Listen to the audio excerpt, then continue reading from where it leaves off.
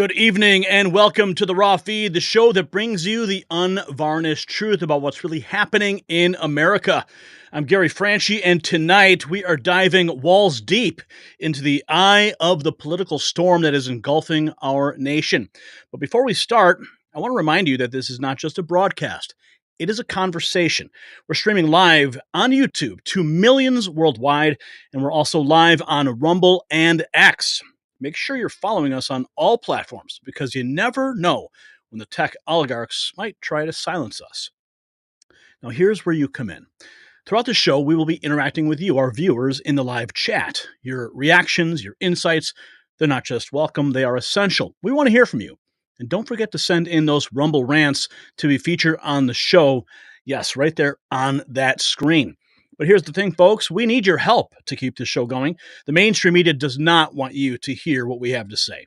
They would love nothing more than to see us shut down, and they're working actively to do that.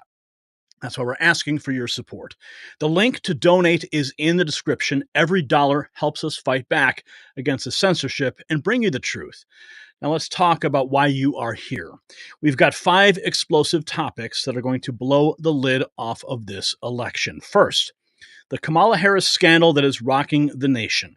We've got exclusive details on her photo op fiasco that you will not hear anywhere else. Second, we have the latest polls that have the DNC in full-blown panic mode. Trump's surge is real, and we've got the numbers to prove it. And third, on this show tonight, the desperate moves by the Democrats to stop Trump at all costs. You will not believe what they're planning. And fourth, Obama's last-ditch effort to save the Harris campaign, but is he doing more harm than good? And finally, Operation Aurora just announced Trump's bold plan that could change the face of America as we know it. And get rid of a few bad apples at the same time. But here is the most important part. We need you to share this stream. Text it to a friend. Post it on your social media. Let's bypass the algorithm and get the truth out there.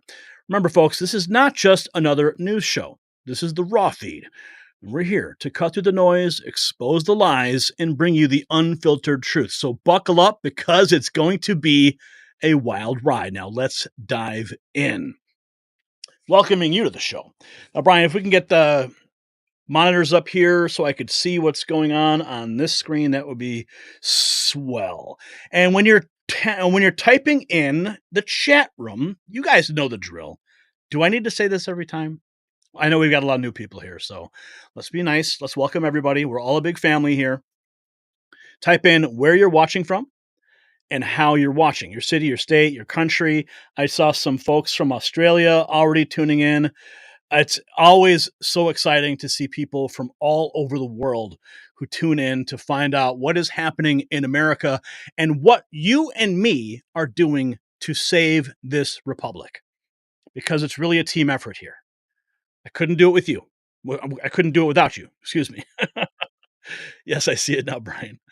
And the truth of the matter is this nation is truly on the brink of the end. And I don't say that lightly, right? It may seem like you hear that from all the pundits, from all the different conservative voices out there, but it's real. It really is. Because if Kamala gets into the Oval Office, you can guarantee that this country will never look the same again. It's already being destroyed under this administration. And that is why you and me have to do everything we can to get this country back on track and to elect Donald Trump to the White House. He's the only answer here, and we are his army. So let's see. We got Colorado Springs in the house. We got Ben Dyson, Australia, living in Florida. We got Debbie in Louisiana. We got Nellie C, 1970, Connecticut for Trump. We got Michigan, Scott in the house. I was just looking at a little video from your governor. Yeah, she's a nut job. We've got Oklahoma, Sherry in the house. We got Southern California in the house. Richard is here. We got Millicent Crawford, or Millie. What's up, Millie? Millie in Pennsylvania? Yeah, you guys are getting a lot of attention in Pennsylvania. Oh, yeah. Swing state. We got B-Cats. Was Kim Cements' prophecy about Trump serving 2 terms true? Will it happen? I hope so. We got Geelong, Australia. Michael Conroy's here. Good day, mate. We've got Jane Spencer in Oklahoma. We got our Canadian friend Felix up in Quebec. Good to see you, eh? We've got Texas in the house. Connie is here. We got Juan. He is Trump rally in Colorado was awesome. Were you there, Juan? Were you there? We got some footage we'll show a little bit later in the show. We got Dottie Kent in Alabama. We got Pamela in, oh boy, how do I say this? Skiatook, Oklahoma. We got Timothy who's stuck in California. Yeah, I'm stuck in Illinois. I feel the pain. We've also got, you know what's funny? I was like looking at all the places that all these people campaign. Like no one ever comes to campaign in Illinois. I mean, JD Vance, he's actually coming to Chicago. They invited me to come out. My schedule didn't work. I couldn't make it, unfortunately. But you never really see these guys. Like Trump's going to be holding this massive rally in Madison Square Garden because New York is clearly in play. But the thing about Chicago and Illinois is that it's never in play because the corruption runs so deep. In fact, the corruption is so good here that the Democrats use it as a template to steal elections in other states. Yeah, they've been doing it since way back with Nixon and JFK, and yeah, they've been doing it for a long time. We got Ophelia in Mississippi in the house. We got Boston is here. Rachel is holding the line. We got Cred Pilled. Yes, we are the last stand. Peter Piper's here. The Harris campaign is the Hindenburg. Watch it continue to explode. Watch it in Brooklyn. What's up, man? Hold down Brooklyn. We got Sandra here from Alberta, Canada. Well, you guys in Canada, you say it's collapsing, but you know what, Sandra? It's really sad to watch that. Canada is a beautiful country. I remember going up there as a child and visiting, and it was such a beautiful place to visit. But like all the laws and the draconian lockdown stuff they did, I mean, it was way worse than the United States, and the free speech violations that are going on. So sad to see. And I mean, Trudeau's got to go. I mean, Castro's son. Yeah. We got Roger in the house. We got Dave here. What's up? Grave Danger is saying, yes, the fear porn is here. Off grid in the high deserts of Nevada. Augie's in the house. We got North Dakota here. John. Morning Doom is here. We got Northeast Ohio. Trish. Blessed Natsarim in Butler, PA. What's up, Butler? Butler. Wow, Butler. That place is forever burned in the minds of Trump supporters everywhere. Nelly is here. Camel Toe's got to go. We've got Roscoe Treat. We got Melbourne, 66. Australia for Trump. I always love seeing all the people from Australia and New Zealand and the Philippines and Canada and Germany and Greece and Italy. Jerry is here from Texas. We got Lisa. Trump, Michigan girl. What's up? We got Trump or bust. Everyone's here. Sorry, I'm like 5 minutes behind on this chat here. We got Alan in Chile. What's up, Alan? Alan in Chile. For some reason, I think I know you. Do I know you, Alan? I think I might. I have a feeling I do. I have a feeling from another life we may have worked together. We have Batman in Pittsburgh, Pennsylvania. We got Lizette and Sue. Who else is here? We've got Spokane in the house, North Carolina. Troll Patriot, trolling the trolls. Gotta love the trolls. The trolls really do bring flavor, you know. So, is Shoryu here, or is he out collecting bodies again? I didn't see him in the chat. Are we shy moderators today? Oh, this should be interesting. Well, you never know what's going to happen now.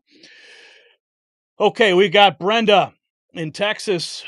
Michael's here. Sylvia in San Diego. Alan H. There you are, Alan. Yeah, Alan. Come on. I just brought you up. Santiago, Chile. Alan, have we worked together? Are you an expat down there? Mechmod Mike is here from Texas. Ecuador's in the house. Ecuador. Wow. Beach bum. Okay, we've got a lot of news to get to, and I would love to just sit here and welcome everybody, but I get, post show when this is uploaded, everyone starts to complain. Get to the point, Franchi. I'm only here because of what's going on. I saw your thumbnail and I want to know. Okay. Well, guess what? Here's the deal. The thumbnail, we're going to reveal what's going on with that a little later in the show with respect to the fleet, the clone fleet, the clone troopers that Trump has apparently deployed. Okay. But first we got to get to the scandal. Yes, a big scandal is now rocking Kamala Harris. And we're going to break it all down for you. Yeah. Just want to make sure I get everything up here. Okay.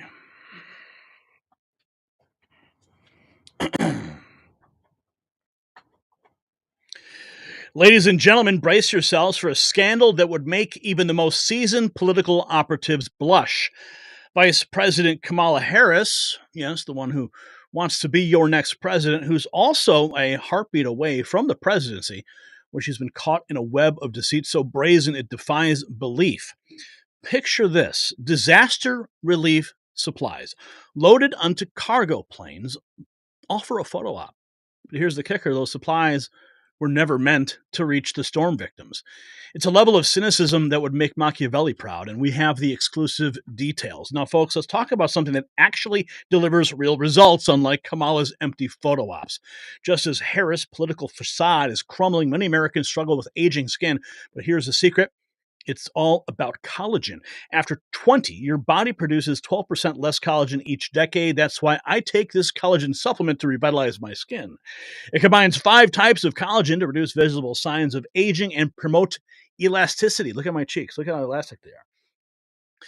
Unlike Kamala's empty promises, this delivers real results. Get it today at 51% off at healthwithgary.com. Plus, you'll get free VIP coaching, an ebook, and a 60-day guarantee. Don't let your skin down like Kamala let down the hurricane victims. Oh, am I spreading misinformation all of a sudden? Because I said Kamala let them down? Well, let's see what these guys had to say. Kamala Harris ordered the North Carolina National Guard to load disaster relief supplies onto a cargo plane just for a photo op with the intention of never sending the supplies to the storm victims. Hot Schwins posting this. This disqualifies her from running for office. Let's watch. Full supply. And then also from that video, I started getting a lot of messages like to my Instagram from actual aircraft commanders, like squadron commanders. No kidding. I had a squadron commander from North Carolina reach out to me. They had to load a C-17 full of supplies just to take a photo op for Kamala. And they never sent the bird. Wait a minute, what? They loaded an entire C-17 full of supplies for the hurricane victims just for Kamala to go there, take a photo, take a video, and they never sent the C-17. It was just Are you serious? Yeah, that was a National Guard, North Carolina National Guard unit. That was a 06 that reached out to me.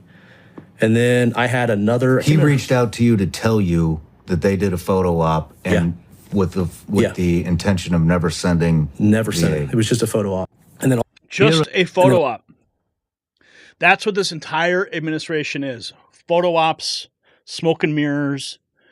You know, just like when Joe Biden was running for office during the pandemic, it was all done from the basement. You know, they just propped them up. It's all marketing. But that facade is crumbling. Donald Trump Jr. posting this. Just a few hours ago, this is a big scandal, also rocking the Kamala Harris campaign.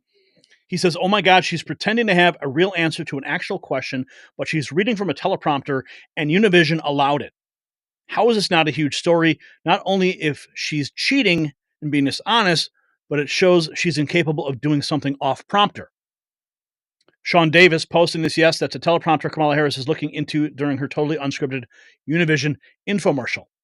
Okay, so now in the video, the camera pans, the camera is walking behind her, and as soon as the camera gets into the shot, as the teleprompter gets in the shot, the producers see it and they turn off the teleprompter.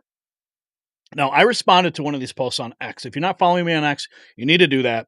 I'm getting a lot more active there because I know it's really a great free speech haven. People are communicating really well. It's a great place. And okay, so listen, I am not a big fan of the Whore of Babylon. Okay, just not a big fan. Not at all. You guys know that. But I want to think, okay, well, because I didn't see the teleprompter moving when she was talking. It was static. So the only logical explanation. Now, I didn't dive deeper into this. I didn't watch this entire Univision infomercial she did. But if there was a host or an anchor who was also on stage with her, kind of moderating the whole situation, it's quite possible that teleprompter was intended for the moderator. Okay? So everyone is jumping to this conclusion that she was using this teleprompter to give scripted answers, which I mean, it's very plausible because she's an empty vessel and she can't speak without a teleprompter. So that's again certainly plausible. However, there is a possibility that this teleprompter was intended for somebody else. And the reason it was shut down is because the camera's moving, the teleprompter's in the shot. The producers don't want the teleprompter to be seen and distract from the audience behind it. They want the cameras to kind of fade into the background. So that's my logical explanation. But again, I wouldn't put it past her to have completely scripted town hall, because this entire campaign, this entire administration is just full of propaganda and misinformation. But they want to attack us and patriots on the ground in these hurricane zones, in these hurricane recovery zones, for misinformation. There's no question in my mind that those guys who revealed that the C-130 was loaded up for a photo op, there's no question in my mind that they would classify that as misinformation, despite the fact that he is citing sources. And, well, you know what's happening now? Joe Biden is threatening people for spreading misinformation. This is what he said, openly threatening Americans who criticize the Biden-Harris administration failure to provide relief.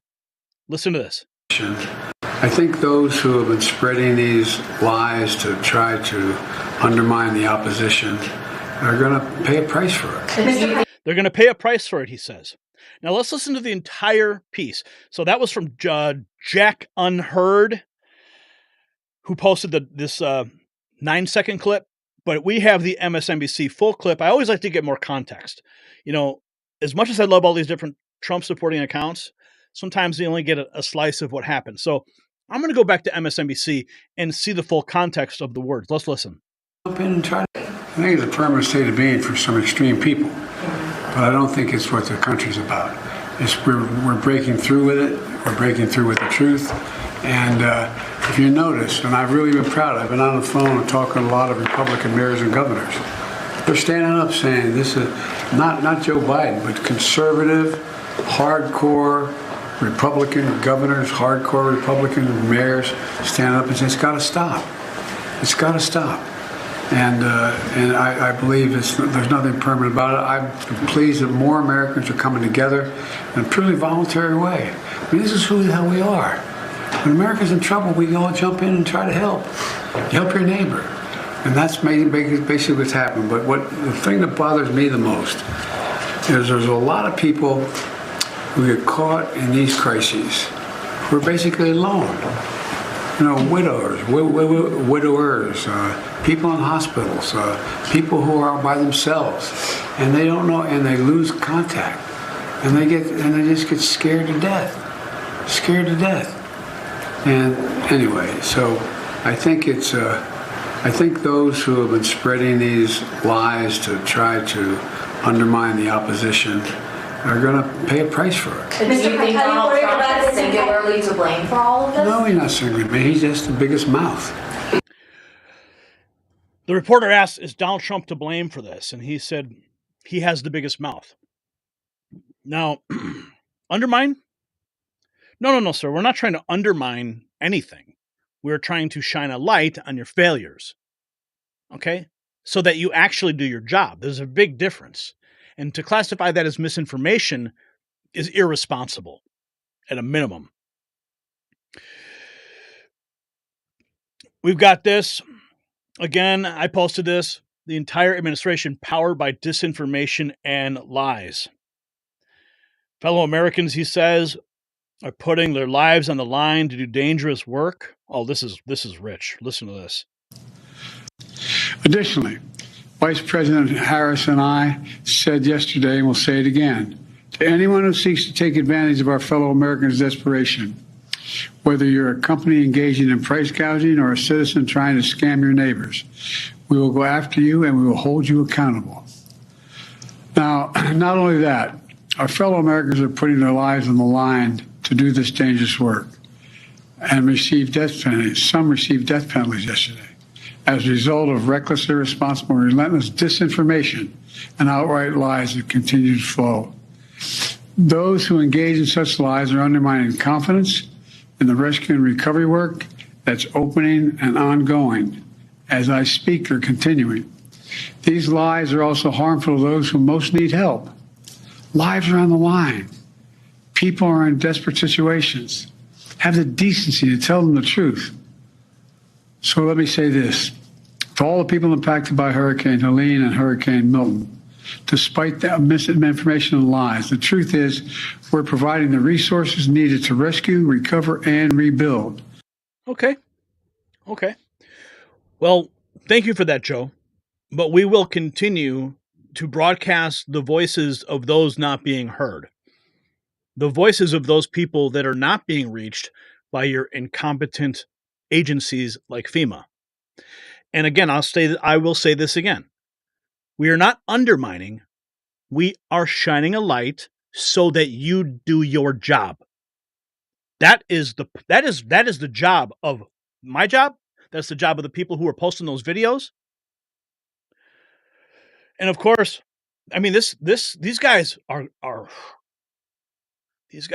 working overtime. And I think I said this the other day. This is going to be the way forward. Or maybe it was a post I made on X. This is the way moving forward. Anytime that you criticize anything from government, it's going to be classified as misinformation. And remember what Tim Walz said? Remember what he said?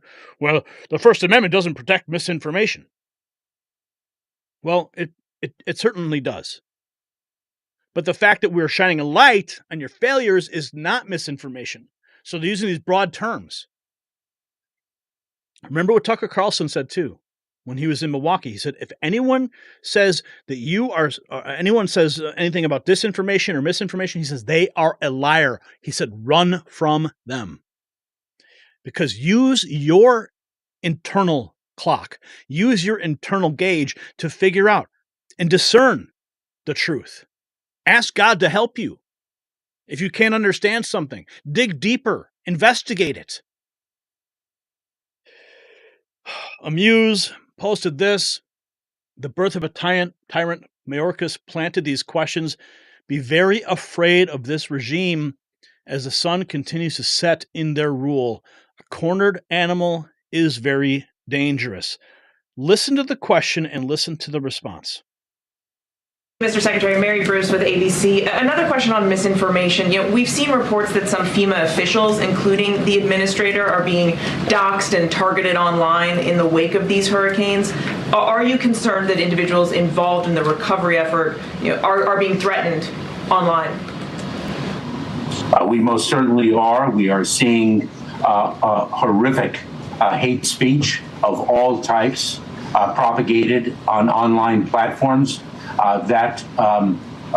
Okay, so when you criticize, again, criticism is now considered hate speech? Wow, you see what they're doing here? Deplorable speech has an impact on people's lives, and it is also a motivating force for people to do harm. And it has got to stop. And it is our work in the Department of Homeland Security to combat hate in all its forms.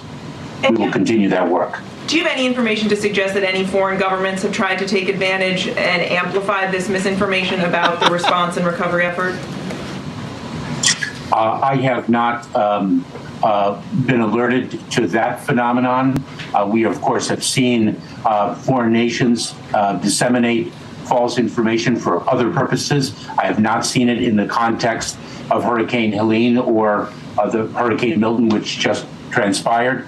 But of course, we are quite vigilant in monitoring that. Go ahead, Nancy. Thank you, Secretary. So what is this? What, Iran and Russia are going to be amplifying people on the ground who are shining a light on the incompetence of this administration, and then they're going to classify it as hate speech and misinformation? You see what these people are doing here? I mean, Mayorkas didn't even know what she was talking about. But apparently, the media has to bring it to their attention. And there was this moment earlier as well. Joe Biden apparently, quits. Hustle bitch posted this. Joe Biden just quit on live TV, addresses Donald Trump as president, and asked for him to help the hurricane victims. But watch how this whole thing ends. Just watch. Impressed about his plans relating to retaliation. He's coming over to help with the storm. Mr. President, have you spoken with former President Trump at all? Are you kidding me?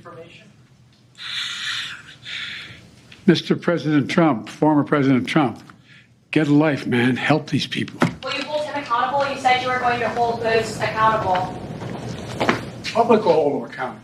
You better than the press hold them accountable because you know the truth. Do you plan to speak with former President Trump? No. Did you see that? Did you see that? It was like, help these people. Will you hold him accountable? You said you were going to hold. He's like, help these people, and just like turns and walks away. The guy is completely lost. Now, some new information has come to light, because we're talking about that C-130 earlier that was loaded up for a photo op for Kamala Harris. Leaked emails are now showing that Democrats conspired. Now, of course, they're going to call this misinformation too. This is from the National File. Leaked emails show Democrats conspired to slow down response in North Carolina. BCBS North Carolina worked directly with the Democrat Governor Roy Cooper's office to slow down disaster relief to Western North Carolina. Let's dig deeper. They say here BCBS is coordinating their relief effort in direct coordination with Cooper's office. The Democrat response is explicitly forbade volunteers from volunteering spontaneously. The Democrat-run BCBS response further restricted volunteer activities to the Red Cross and Volunteer North Carolina, a government entity. BCBS NC fully acknowledged the reality that their chosen response was going to slow the effort down by 4 to 6 weeks. Now, BCBS, I believe, stands for Blue Cross Blue Shield. Questions have been raised about whether BCBS NC has sunk to the level of making diversity hires. Cheryl Parquette is a so-called diversity engagement professional who works at BCBS, who sent several of these emails. Her profile banner reads, "If opportunity doesn't knock, build a door." Evidently, those suffering in Western North Carolina don't get assistance rebuilding their doors. Blue Cross Blue Shield North Carolina 1 week ago announced that the nonprofit would donate $2.5 million to the relief. That's approximately $1 per resident living in Western North Carolina. In 2021, during the pandemic, BCBS made over $500 million in profit. So, of course, they're going to call this misinformation or disinformation, but here's the emails that have been published by the National File. Oh, and there's more. Don't worry. Yes, there's more. For years, Kamala Harris was labeled Biden's insurance policy. Democrat Party voters are now awakening to this. Let's look at this. Chunk Uger. 4 days later, Trump has definitely taken the lead. When asked how she would be different than Biden, Harris said she would do the same things. Terrible answer. When asked what she would do in the White House, she said she's not Trump. Terrible answer. Big trouble ahead. So even the left is freaking out because they know that Kamala's days are numbered.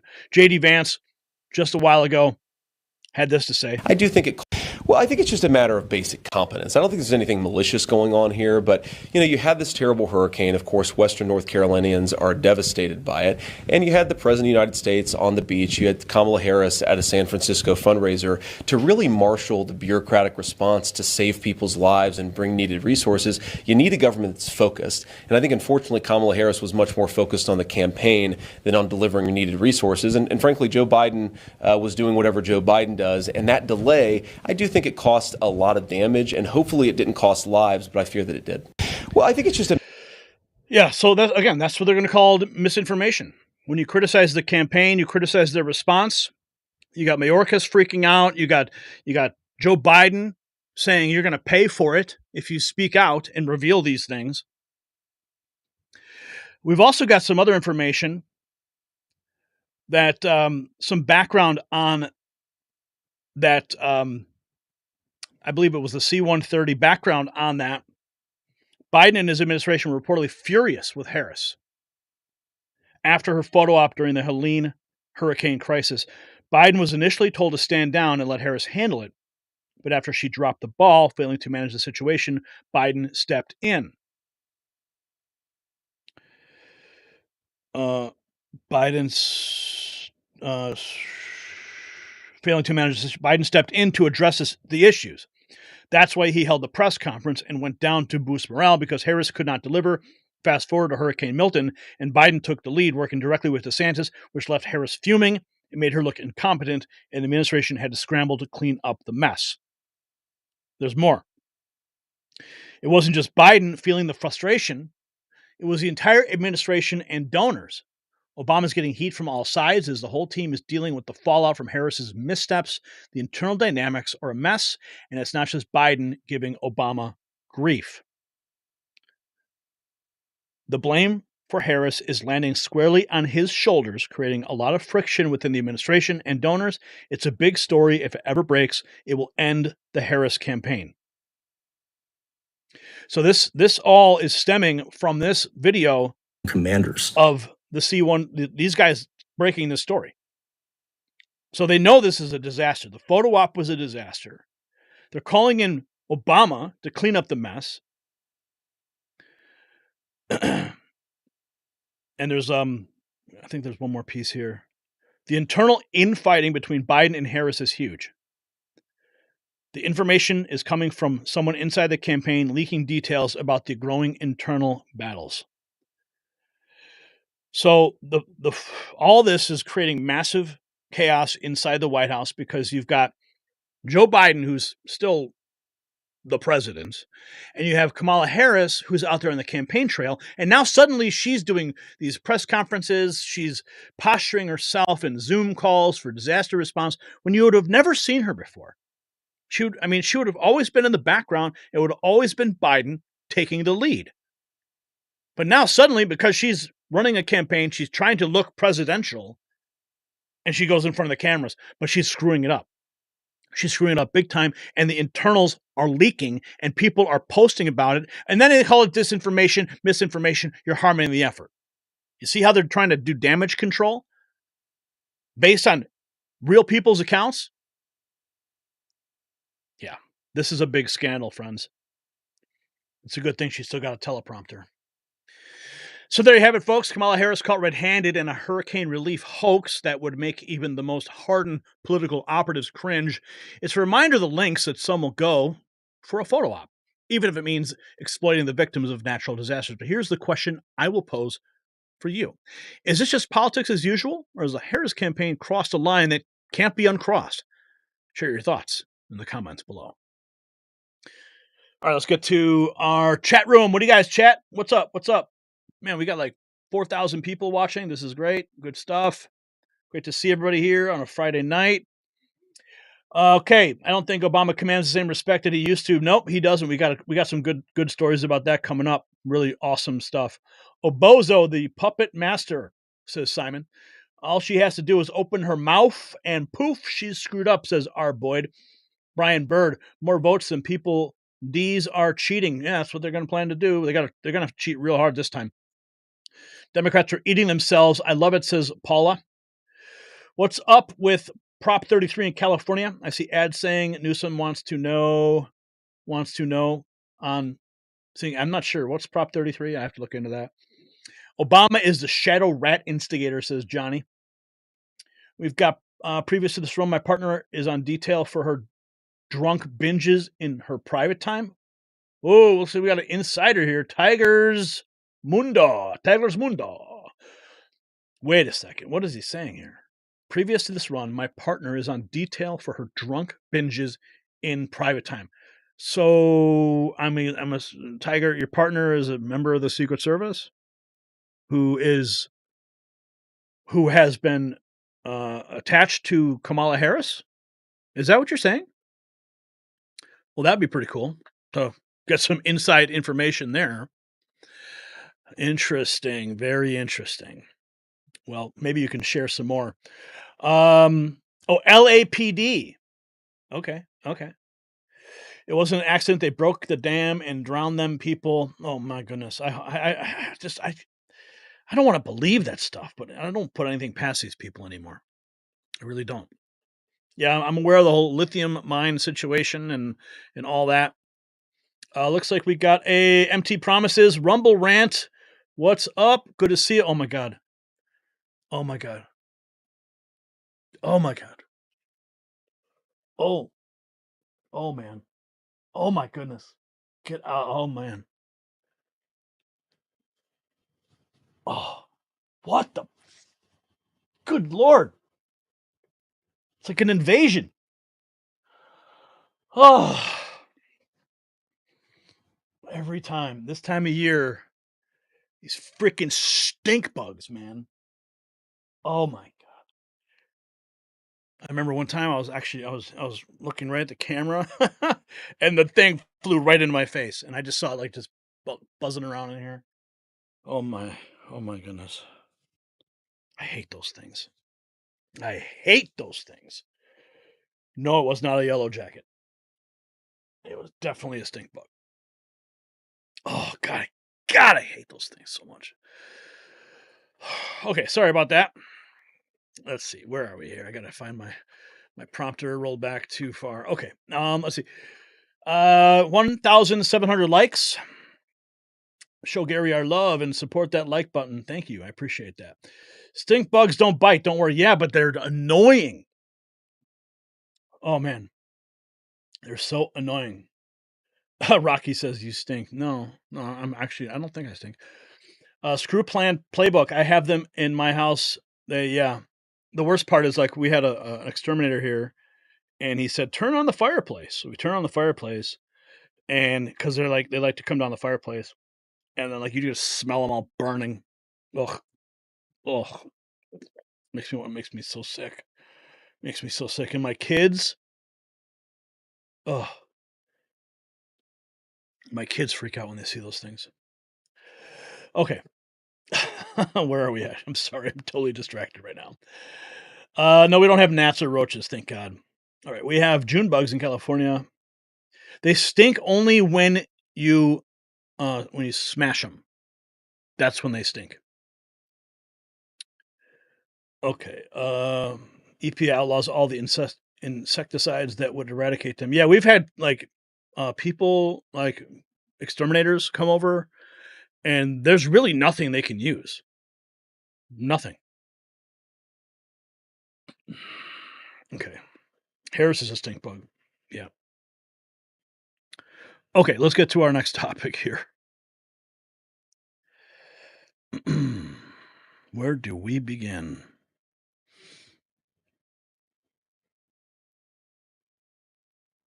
Okay.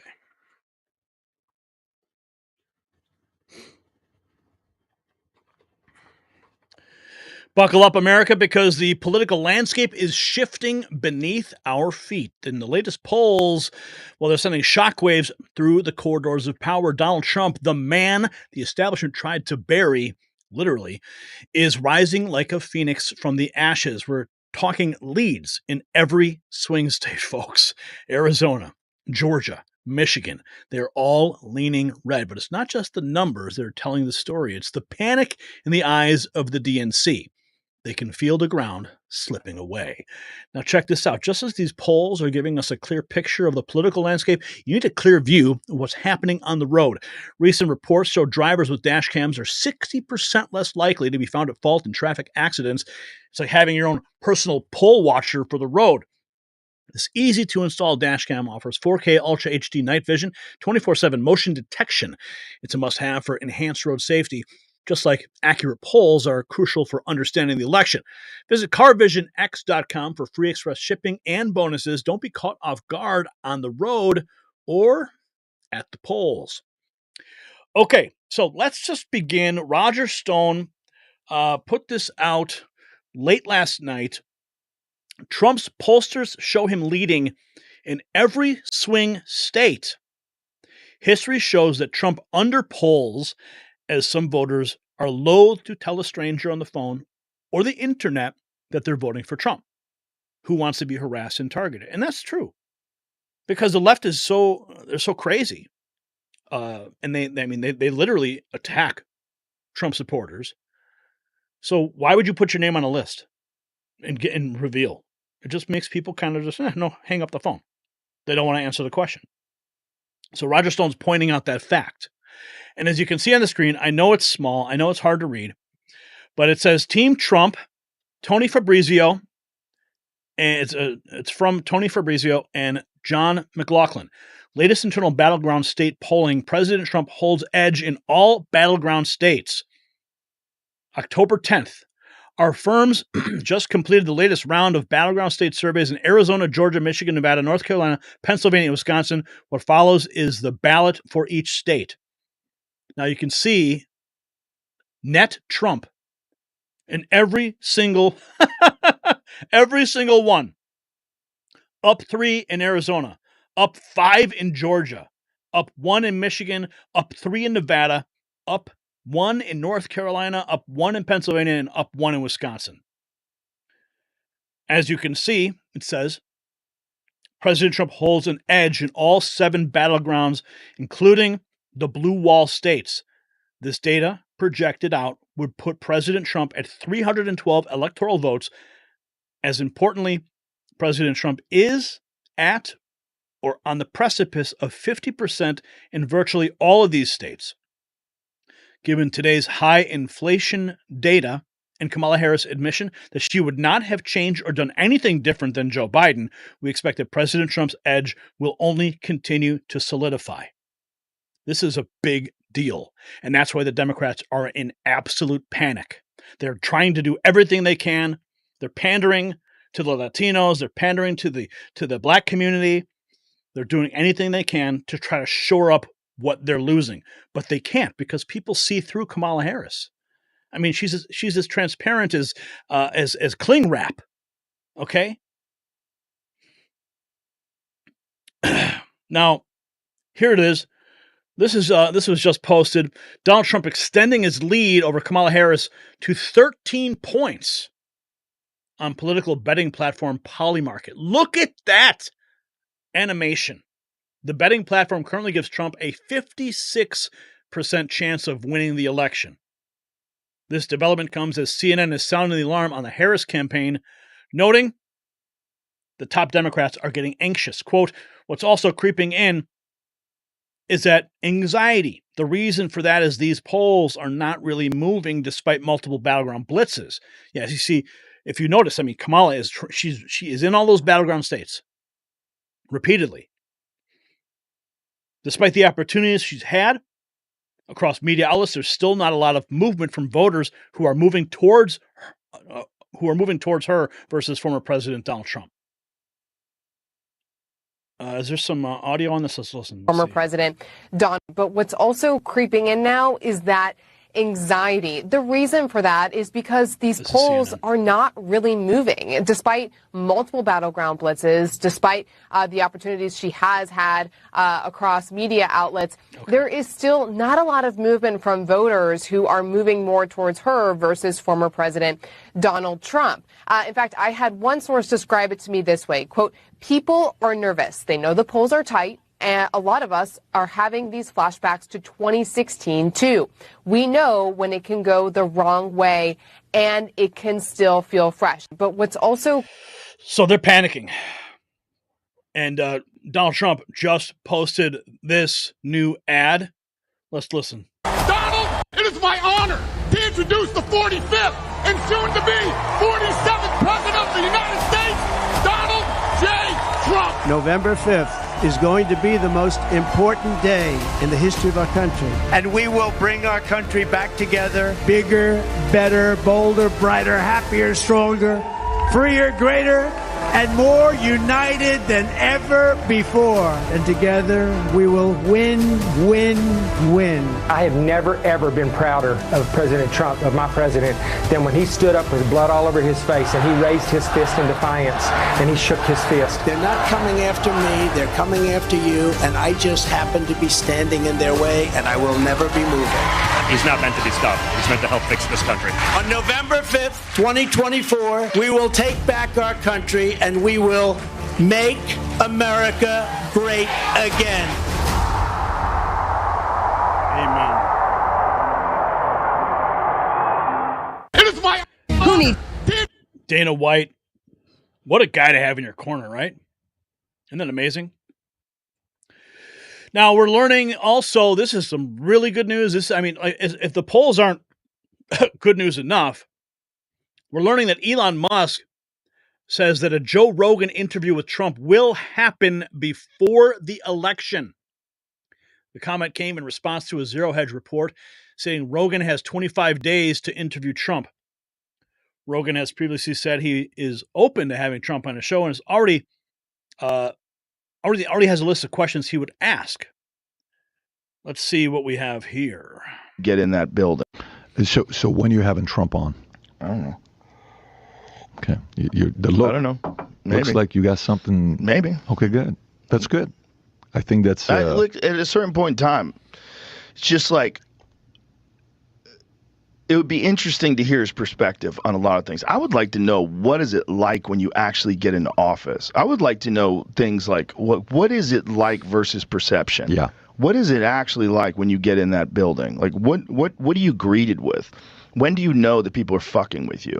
When do you know that the intelligence agency is lying to you? Like, when you decided to fire Comey, what was the thought? How much did you know? Like, what's the machine like? What is the deep state really like? Really like? Because we have all these, smoky room perceptions, like from the Bill Hicks joke, where they show you the Kennedy assassination from an angle you've never seen before.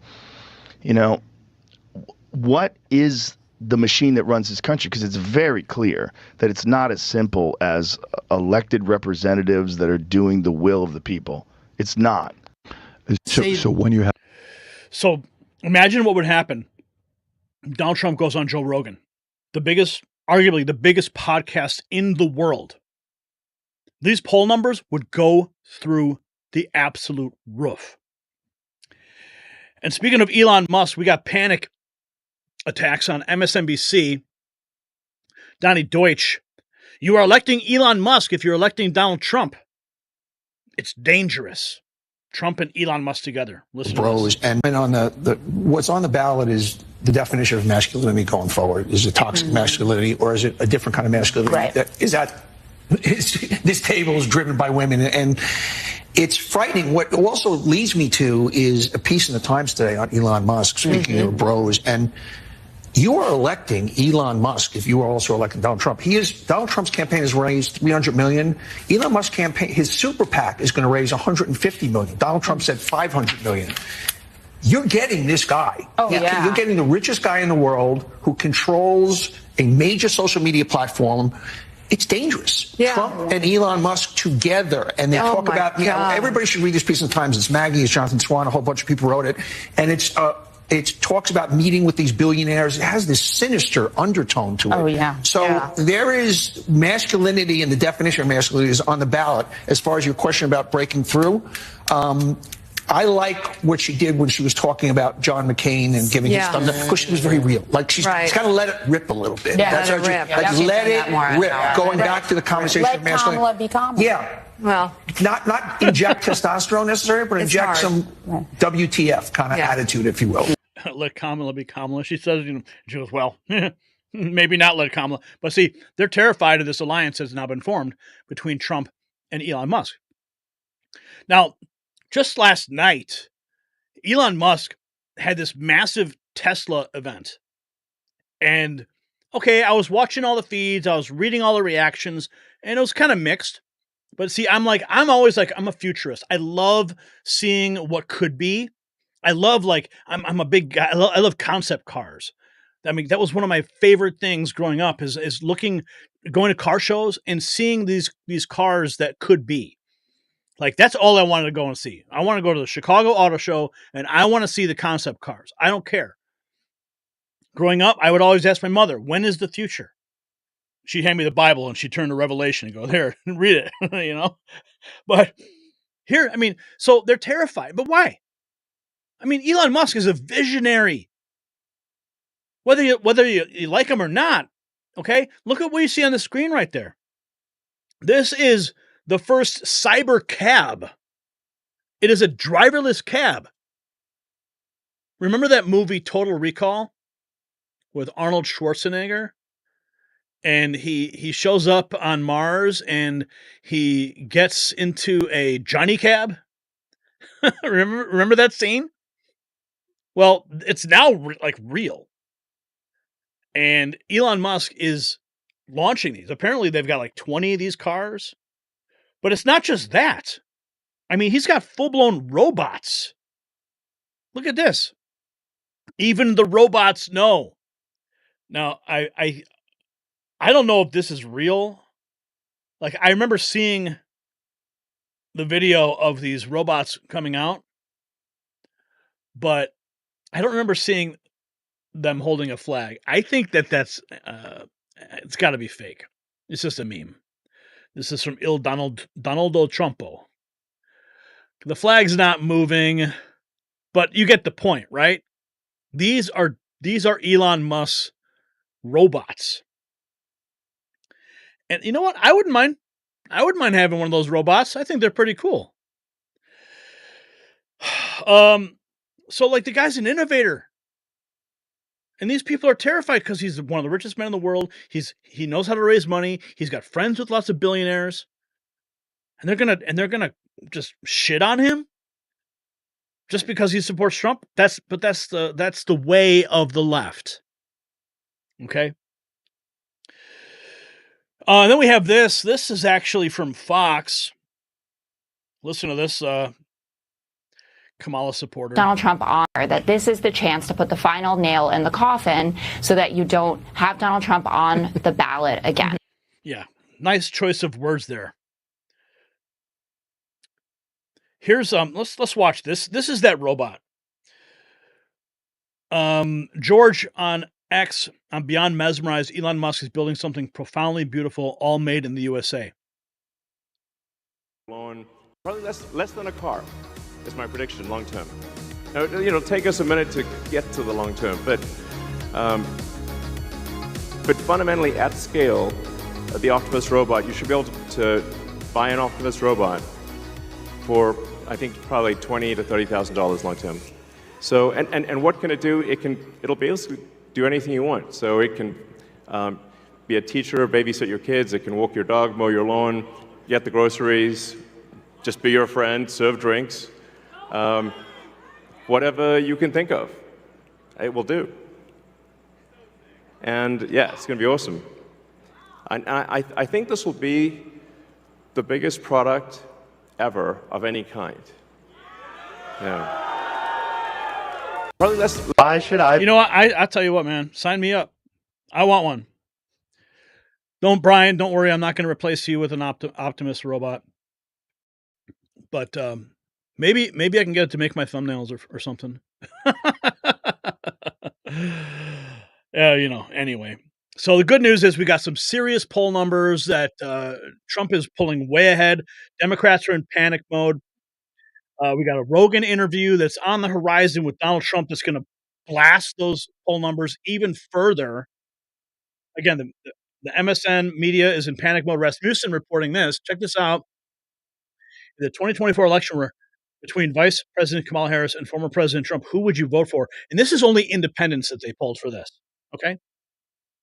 October 10th, Trump up 9 points. And he's been steady ahead in independents since August 1st. There was a little dip in September. You can see that September 5th, September 19th. He pulled it back up on the 26th, but now he's back up plus 9 by October 10th. And they need those independents. They're not swinging people to their side with all of these disastrous media appearances that Kamala Harris is doing. Rasmussen, election 2024, Trump keeps 2+ lead over Harris. Less than a month until election day. There's no change in the race. Chuck Calesto, Trump takes a 6-point lead in betting markets in Pennsylvania just 24 days out of the 2024 election.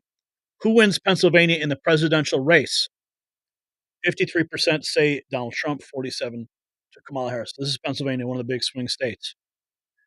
So they're terrified of this reality. That's why you see all this crazy rhetoric.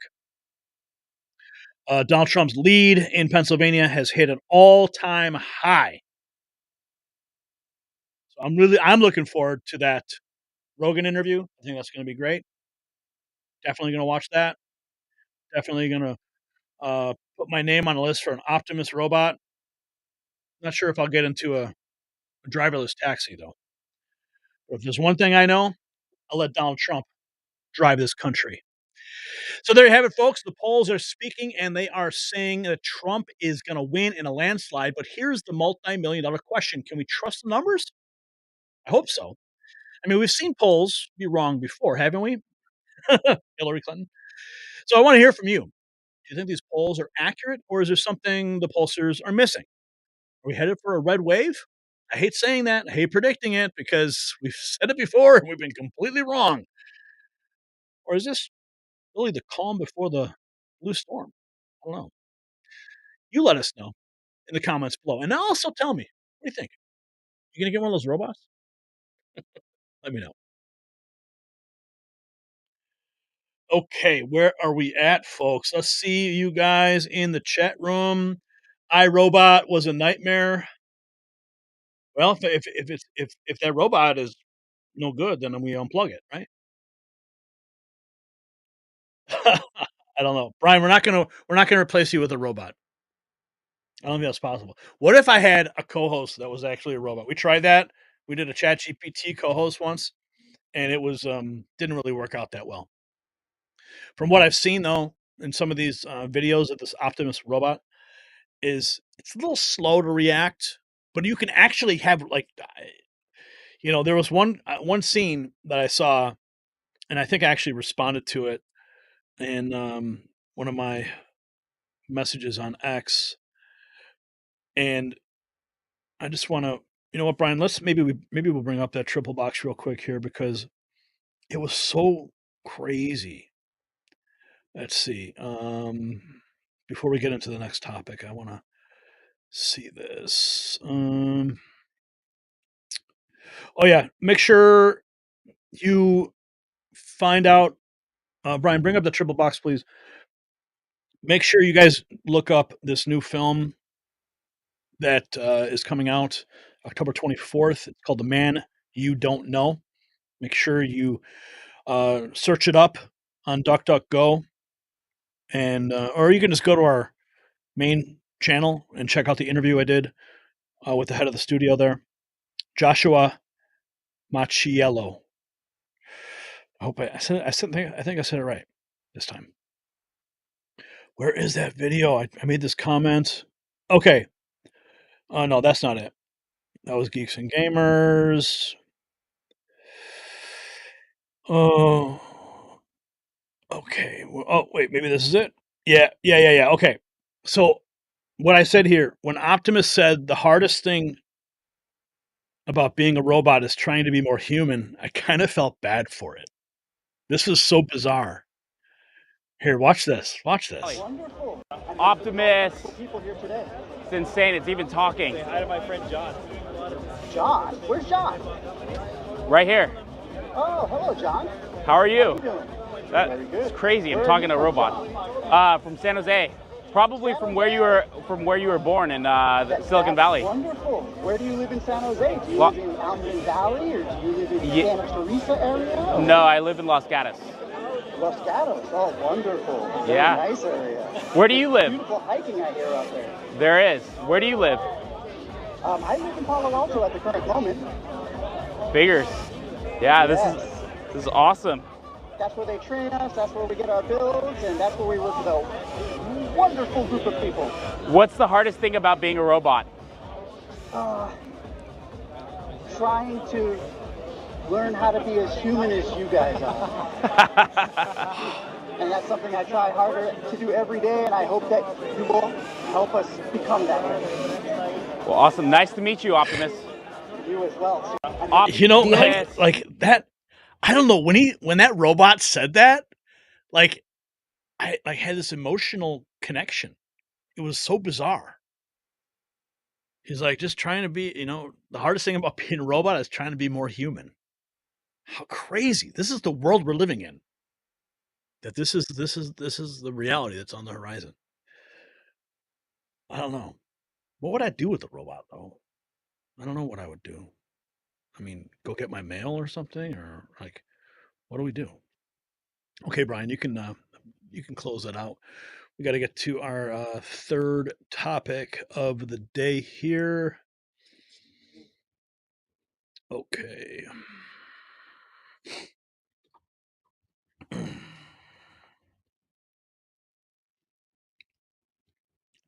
A random American says it's like a man trying to be a woman. Okay. Buckle up, America, because the Democrat Party just crossed a line that should chill every patriot to the bone. We're hearing reports that Democrat lawmakers are signaling they will not certify the election if Donald Trump wins. You heard that right. The party that lectures us about democracy is now threatening to ignore your votes if they don't like the outcome. But that is just the tip of the iceberg. We've got leaked emails, backroom deals, and a web of conspiracy that goes all the way to the top. Now, check this out. Are you listening?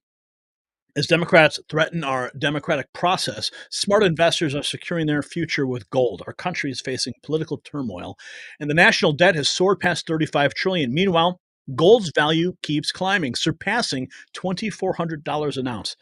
While politicians play games, smart money is moving into what the Constitution calls real money. I'm talking about gold and silver.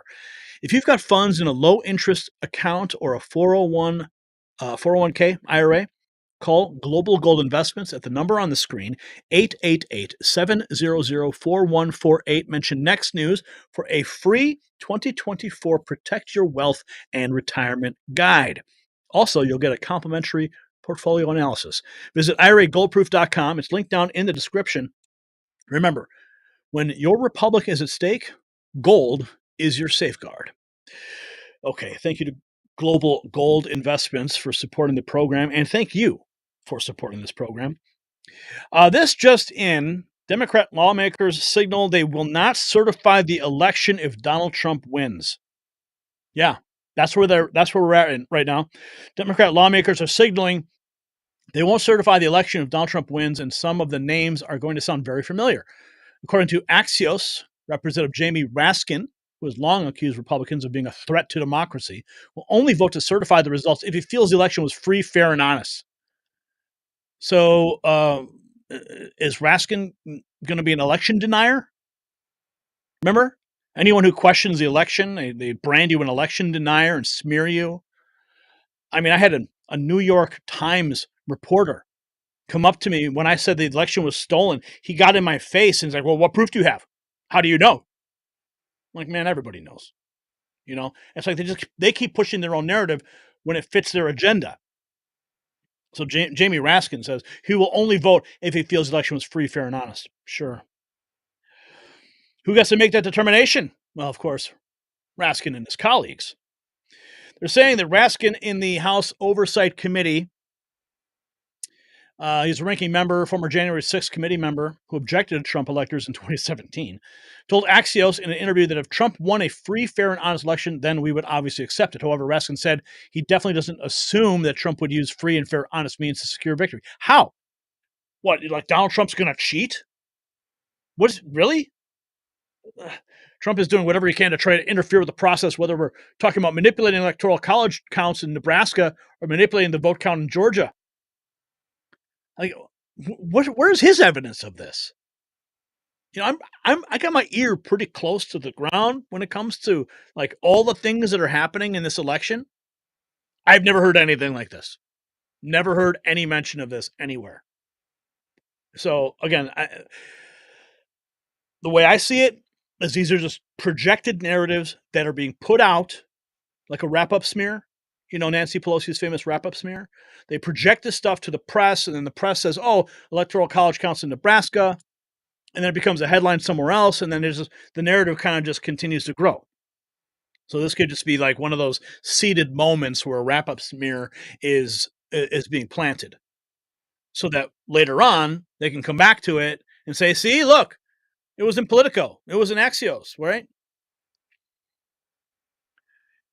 Red State goes on to state that it's honestly hilarious how much some of this language mirrors the things Republicans have been lambasted for in the past. Anytime a GOP politician suggests they will only certify the results if the election is fair, they're pile-driven by the press as promoting an insurrection, yet when Democrats do the same thing, the mainstream journalists give them a collective shrug. Yeah. Well, remember when he said this? And the greatest, what can be put into the Constitution can slip. This is Jamie Raskin. This is a flashback moment.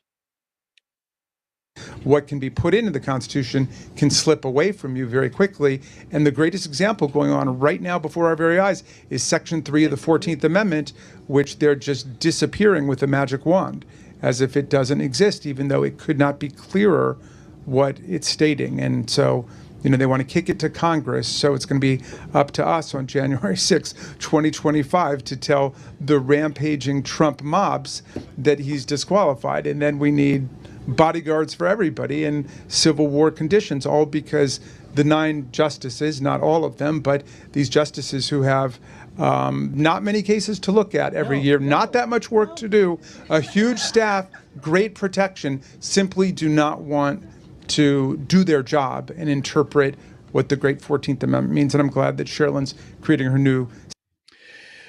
Congress will stop Trump on January 6th and create Civil War conditions, says Jamie Raskin. Yeah, this is the language that they are presenting. But what is the biggest threat to democracy? You see, that's the real threat to democracy, stupid people. That's the threat. Our biggest threat to democracy is stupid people. Donald Trump nailing it with stating our biggest threat to democracy is stupid people. John Rich, you know him, the famous country superstar. He says the more it looks like Donald J. Trump will win, the higher the chances of something crippling hits this country. Well, that was a day ago. I mean, how many more crippling things can this country endure? We had Hurricane Milton that just devastated Florida. We had Hurricane Helene that people are still picking up the pieces. It's going to be a long time for recovery. So John Rich is saying there's going to be more. He says The more it looks like Donald J. Trump will win, the higher the chances there's something crippling will hit this country. Hope you guys are prepared for whatever happens next. There ain't a bad guy in the world who wants him to win, and they'll do anything to keep him out. Hang on to your hats. Drew Hernandez also chiming in saying this is how bad things are for Kamala Harris. Her surrogate accounts are now claiming Trump agreed to another debate. Did you hear about this? With Kamala? And is now backing out. Now see, Drew brings up that Trump never agreed to another debate with Kamala Harris. He suggested that he would do a debate with Kamala on Fox. This was before the last debate. And Kamala backed out of the Fox debate. She wouldn't do it. And now Kamala's wins. One of the surrogate accounts says, breaking, CNN will host a town hall with Kamala Harris because Donald Trump chickened out of the previously agreed to second debate. More evidence that Trump is a coward. I beg to differ. He's not a coward. Okay? After that sniper's bullet hit him in the ear, what did he do? He stood up in front of everybody with blood on his face, pumped his fist, and said, fight, fight, fight. As the bullets were flying. This man's not a coward. He's not afraid to debate Kamala Harris on Fox News. In fact, he asked for it. It's Kamala Harris who's the coward. These people are spitting lies, and these people are the ones spitting disinformation and misinformation. Speaking of Kamala Harris, she was on Univision at a Latino town hall. This is solid gold. You know how Kamala Harris, she's a chameleon. She will, I don't know what it is with these politicians. They change their style of speaking. I mean, we've seen it with Hillary Clinton. We've seen it with so many. Donald Trump doesn't change the way he speaks. But here we have, listen how differently Kamala says the word COVID at the Univision Latino town hall versus a standard setting. Okay, let's watch this first clip. Did you see the most recent report about the COVID? We talked about COVID, the COVID tests. The most recent report, Donald Trump, according to that report, during the height of COVID, I'm sure there are people here who have family members or friends who died. And he secretly shipped off COVID tests to Vladimir Putin of Russia. So you see how she's pronouncing that word? COVID. She's trying to sound like she's Latina. Report about the COVID. We talked about COVID. The COVID. You see how she's saying? I mean, it's disgusting pandering. But let's take a look at the standard setting now. From virtually every person who has recently died from COVID-19 was unvaccinated. The loss, the tragedy of that loss. Literally every person who has died from COVID-19 that we have recently been seeing was unvaccinated. Virtually. Oh, man. She's so fake. She is so fake. Brian, I don't know if you're trying to talk to me in my ear, but, I can't hear you when I got videos playing. So we've got, or maybe that was just something else I heard. Okay, everything wrong with our country started with this guy, Barack Obama. Speaking of word salads, we've got Barack Obama actually accusing Donald Trump of word salad speeches. Who got the tweets in all caps? The ranting and the raving about crazy conspiracy theories. Got the 2-hour speeches, word salad, just, it's like Fidel Castro. Just on and on. Constant attempts to sell you stuff. Who? Oh, wow. Yeah. If there's anyone that knows anything about word salads, it would be Kamala Harris. Tim Walz. Actually, I'm surprised that Tim Walz is really getting grilled. But he is, I don't know why. I posted this on X as well. I said, who authorized, like the media is always singing from the same song sheet. You've seen those videos where there's like 25 different news networks and it pans out and you see them all speaking the exact same thing. Well, we're seeing something similar happen, but at the highest level of the national media, where it feels like somebody gave the green light to go after Tim Walz and his repetitive lying, because we saw it on CBS. Now we're seeing it on ABC. We saw it on Fox. Let's listen to this. Folks here, and you call yourself a knucklehead. Call yourself a knucklehead because you've made some statements that just aren't true. And the comment about weapons of war that I carried in war, which you didn't. You said that you were in Hong Kong during the Tiananmen Square massacre when you weren't. You kind of chalked it all up to bad grammar or getting the dates wrong. Yeah. But your opponents say you lied to make yourself look better. Do they have a point? Well, look, 35 years ago, got the opportunity to be in Hong Kong, be in China, learned a lot about it, served 24 years in the National Guard, passionately, in an instance, talking about gun violence in schools, on an instance there. Proud of the service that I've done. Proud to be a teacher in that classroom. Proud to have been very public all these years and owning it when I, said, look, I was there in August of '89. And I think what you see here, you saw it in Minnesota. I've been elected 8 times here. These things have been very public for folks here. They see the results of things that we pass. We see a state that's a top 5 state for business. We see 3rd best state, top 3 state for raising a child. And we've got the best health care.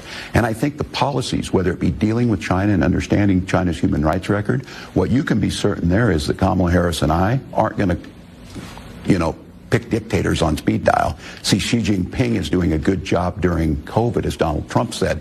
And I think those lessons learned over a lifetime of being very public, whether it's in the classroom or being elected. Well, I'm going to interrupt this for a second because he said having dictators on speed dial. We should have all the dictators on speed dial, because if they try to pull anything, you need to call them and say, you better stop. And that's what Donald Trump would do. He would say, you stop right now, or we're going to send a Moab to your house. Okay? But it's one thing of trust. So there are going to be some people who say, we can't trust him to even tell the truth about himself. Yeah. What do you say to them? Well, I said they know who I am. I know who I am. I know the work that I've done. I know that things get spun in a political environment. But I think what they see is, if they want to compare that talking about immigration policy or seeing the things that Donald Trump would say, I think there's a big difference than missing a date when you're there and, again, spinning something for a political reason. I'm very clear of who I've been. I'm very proud of 24 years of doing that work, and I think going to Congress and working for veterans, they want to see it and make the difference, look a little different. I think people in Minnesota, my students, the folks I've worked with, members of Congress, they know who I am, and they know the policies we put in. Yeah, they know. Yeah, we saw Minneapolis burn under your leadership. But it's interesting to see these outlets suddenly really pressing him on all of his knucklehead statements. And I'm curious as to who gave the authorization for that. How did that come about? I mean, none of this stuff happens without somebody saying, okay, you can ask these questions. I've got some other stuff here, but since we're talking about Tim Walz at the moment, we've also got this cringe ad that was just released. I want to bring up something to your attention, and it wasn't actually in the lineup here, but I just posted about it on X. This just apparently is just breaking now. Black insurrectionist posted this message to Tim Walz. He was replying to Tim Walz. And Tim Walz initially said, all Donald Trump and J.D. Vance know about manufacturing is how to manufacture BS. Now, I don't know if this is true, so take this with a grain of salt. But this person says, I'm going to read this. Okay, Tim, I guess now would be a good time to drop my October surprise. You remember him, right? The real reason you walked away from teaching. The kid who spent the night at your home. The one who went to the gay bar you went to the gay bar with. The reason the school board had a meeting about you? What do you think, Tim? Should I drop that now, or should I wait another week or so? You know, the student you were having relations with, the male student you were having relations with. They didn't call you Touchdown Timmy because you were the football coach. Oh, wait, you lied about that also. You were the assistant coach. What do you think, Tim? You remember the Indigo Girls concert, right? The gay bar, spending the night, and of course, the school board meeting? Think this is the time, Tim? Touchdown Timmy? You were touchy, all right. So, if this actually comes out, it's over. If this is true, Touchdown Timmy is done. So I'm gonna keep track of this.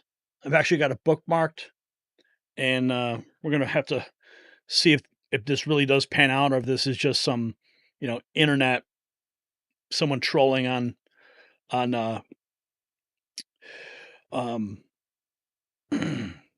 someone trolling.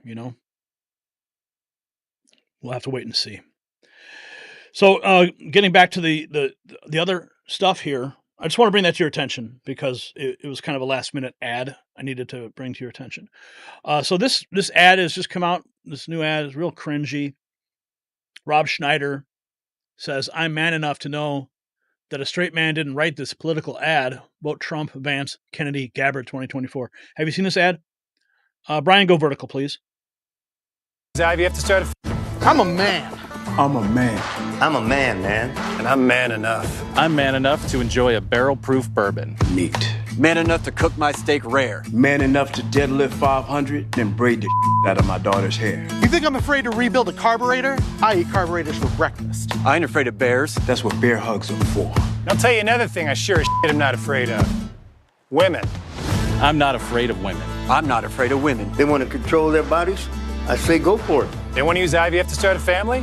I'm not afraid of families. They want to be childless cat ladies? Have all the cats you want. Woman wants to be president? Well, I hope she has the guts to look me right in the eye and accept my full-throated endorsement. Because I'm man enough to support women. Man enough to know what kind of donuts I like. Man enough to admit I'm lost, even when I refuse to ask for directions. Man enough to not ban young women from reading Little Women. Or one of those pants books that the sisters like. I'm man enough to raw dog a flight.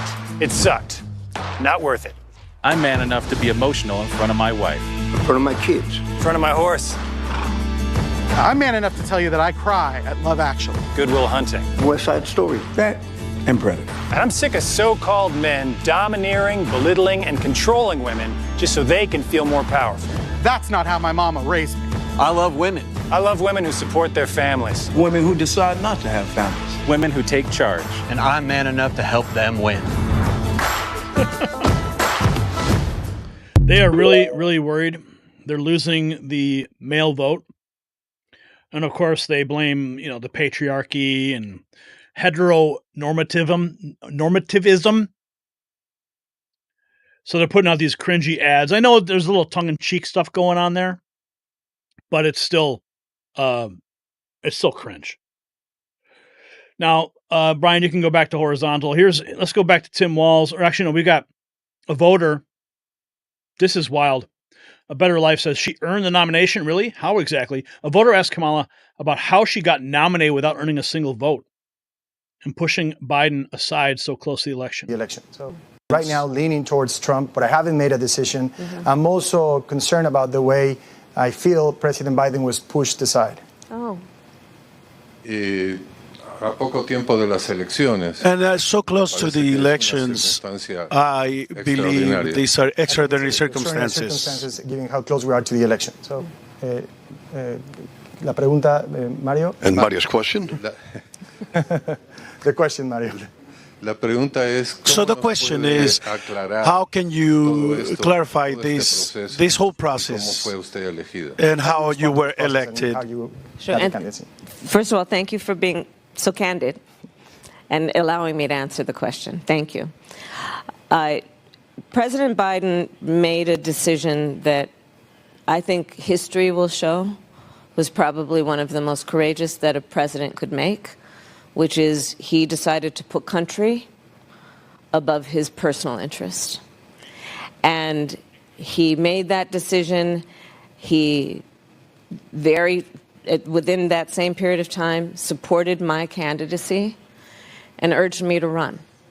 He and I have been partners for the last 4 years as his vice president, to him as the president. And I am honored to have earned the Democratic nomination. I am honored to have the endorsement of people from every walk of life. You will probably find that I probably have a bigger coalition of people who couldn't seem to be more different than each other, who have come together around my candidacy. From 200 Republicans who worked with and for both Presidents Bush, John McCain, Mitt Romney, including the whole deep state, Liz Cheney, the former Congresswoman, and her father, the former vice president, Dick Cheney. Those are not people to brag about. Who was supporting me. Former members, very esteemed members, including generals of the national security community. I have the endorsement and support of Alberto Gonzalez most recently. Okay, I've had enough of her rambling on about all of her deep state endorsements. But Obama's getting nervous, too. Local Republicans said it was not true. And now the people of Florida are dealing with another devastating storm.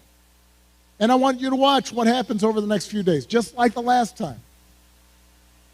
You're going to have leaders who try to help, and then you have a guy who will just lie about it to score political points, and this has consequences. No, to correct you, Barack, Donald Trump's not lying about it. He's actually listening to the people, and he's responding, and he's helping. But see, you guys painted as lies and true misinformation. Let's continue with Barack here.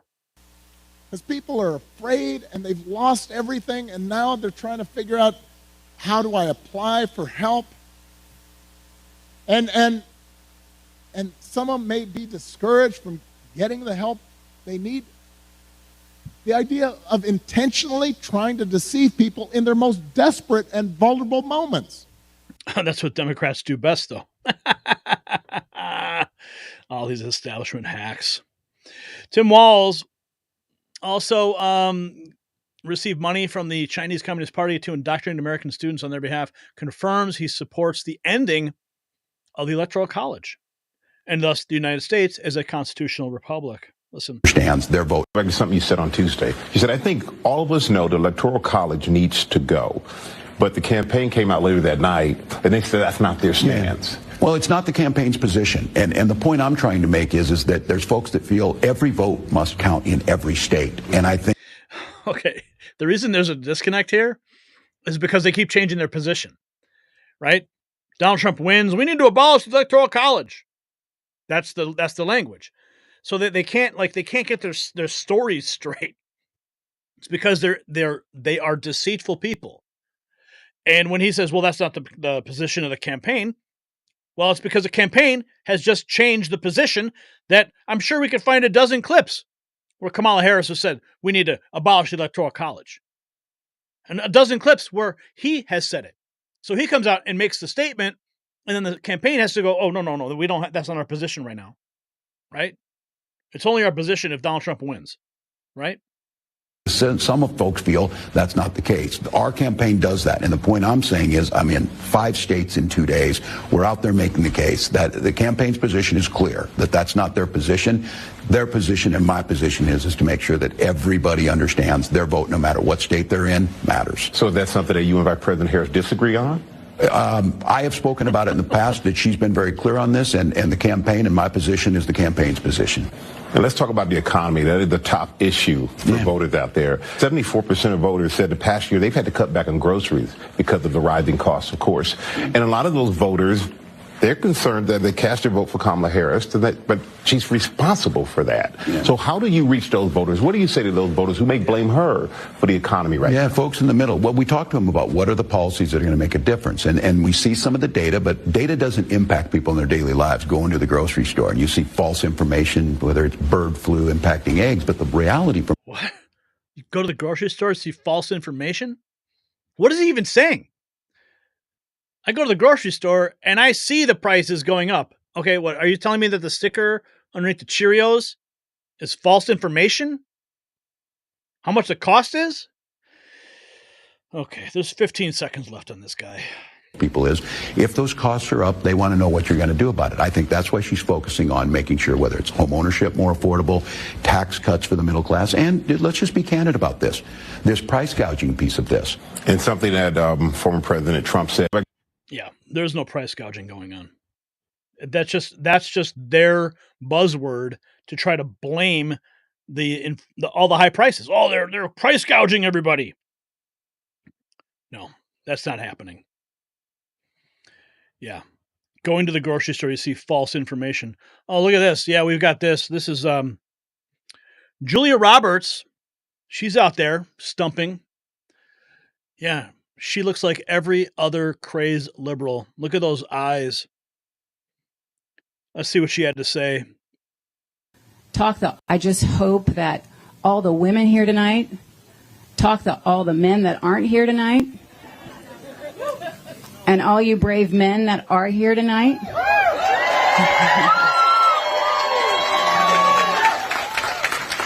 Talk to all the other men that aren't here tonight.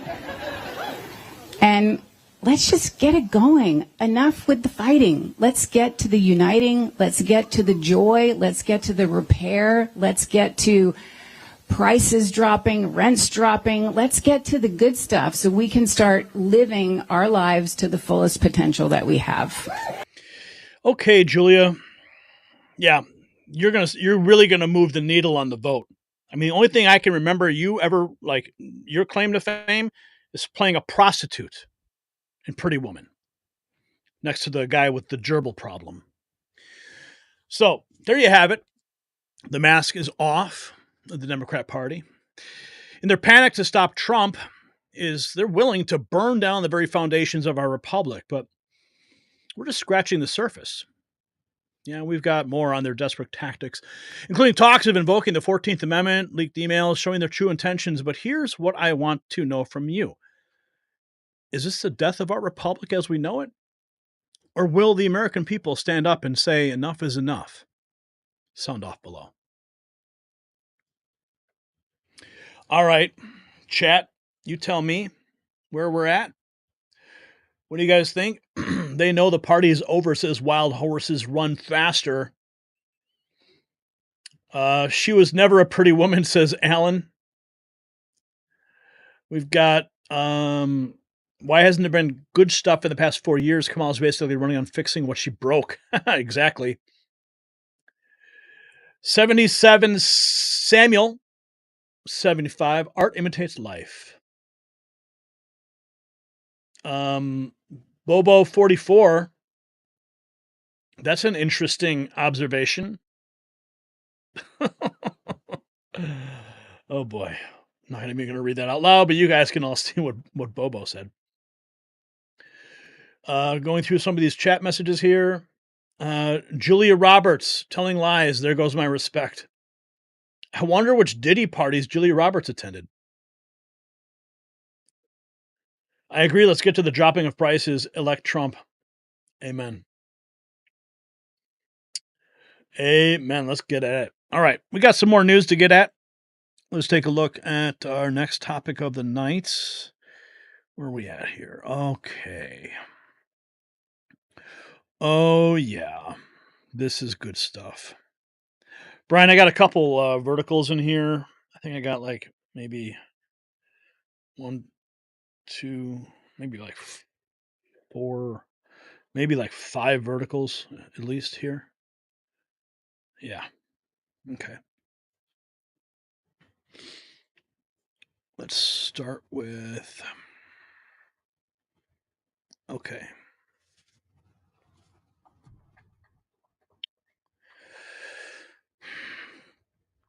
Ladies and gentlemen, the once unthinkable is happening. Barack Obama, the man who sailed into the White House on a wave of hope and change, is now watching his legacy crumble before his eyes. The Democrat Party, in a desperate move, has called Obama back to the front lines. But here's the kicker. He's losing the very demographic that propelled him to power. That's right, folks. Black voters, especially men, are fleeing the Democrat plantation in droves. And Obama, he is in full panic mode. Now, check this out. Are you listening?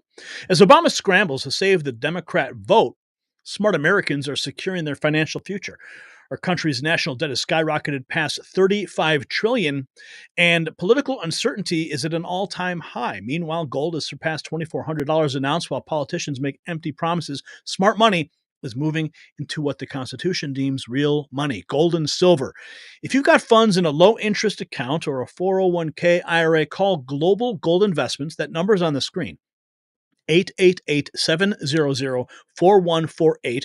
Mention Next News for a free 2024 Protect Your Wealth and Retirement Guide and complimentary portfolio analysis. You can also visit IRAGoldproof.com. It's linked in the description. Remember, when politicians falter, gold stands strong. Okay, so Democrats, yes, it's panic now. They see the numbers. We've got them here. We're going to share them with you. They are losing the black vote. Like, they are just fleeing the Democrat Party. I got some reactions also that you're gonna crack up when you see this. But first, a Georgia GOP chairman, Josh McCoon, says that black voters are flocking to Trump in numbers that he's never seen. This is going to, it's obvious. I've been involved in Georgia politics for 20 years. I've never had as many conversations with black voters saying they're voting for the Republican candidate for president as I've had this year with black voters saying they're voting for President Trump. And that softness in the polling, the fact that she hasn't closed the deal, the fact they're sending Barack Obama to Georgia to try to rally black voters, particularly black male voters, shows that they know they have a very significant problem. This is going to be competitive. It's obviously going to be close.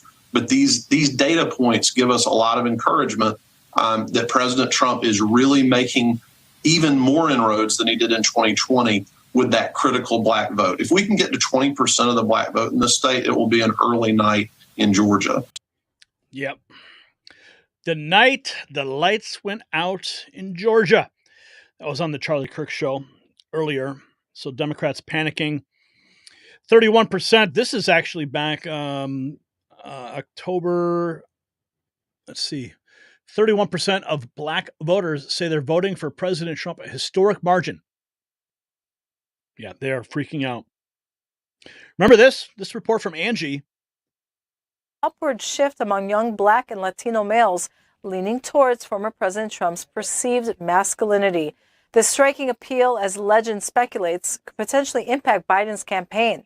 Furthermore, a prevailing debate over the economy's current status is stoking further unrest. Despite the notion of a thriving economy, many Americans grapple with inflation and increased living costs. With Biden's declining support among black voters, attention is increasingly focused on the role of disinformation about Trump's economic legacy in shaping public opinion. As this race intensifies, every voter's sentiment and candidate appeal matter more than ever. Don't miss Gary's new ebook, The Silent Coup, link in the bio. John Legend, Angie. renowned liberal activist. Link in the bio. Recently Yeah, you can check that Particularly out. black male voters, shows that they know they have a very significant problem. Okay. Yeah, link in bio. Get my ebook. You'll find it in the description as well. So that was back in June. So they've been hemorrhaging the black vote for quite some time. 30% of black vote, Trump wins. This is Miss Trevian Kuti on X stating 30% of the black vote, Trump wins. 35% of the black vote, Trump wins by a landslide. Right now, in cities like New York, Atlanta, Detroit, Trump is polling at 40% among registered black voters.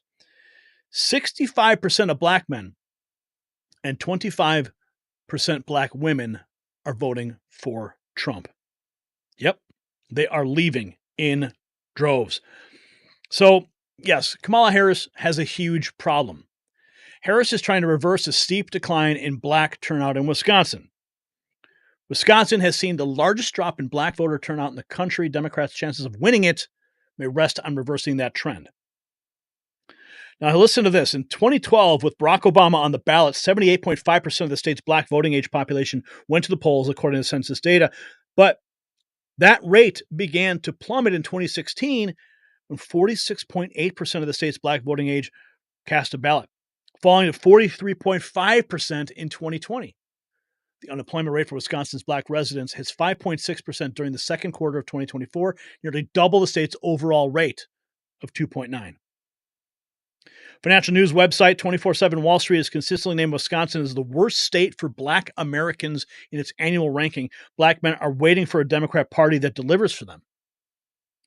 Black men's reconsideration of the Democrat Party is the worst kept secret of the progressive left. Black voters who aren't Democrats still may be a small minority, but with the speed and reach of the internet, these voices are increasingly amplified at levels exceeding what many ever thought possible.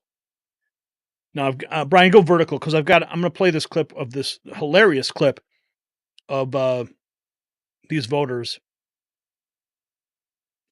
Wait till you guys see this. This is probably the funniest thing you'll ever see on the internet. Black dudes are not vibing with Harris. Man, we not about to vote. Yeah. Who you voting for? Trump. Come on, bro. Harris tells backwards, bro. What? Harris.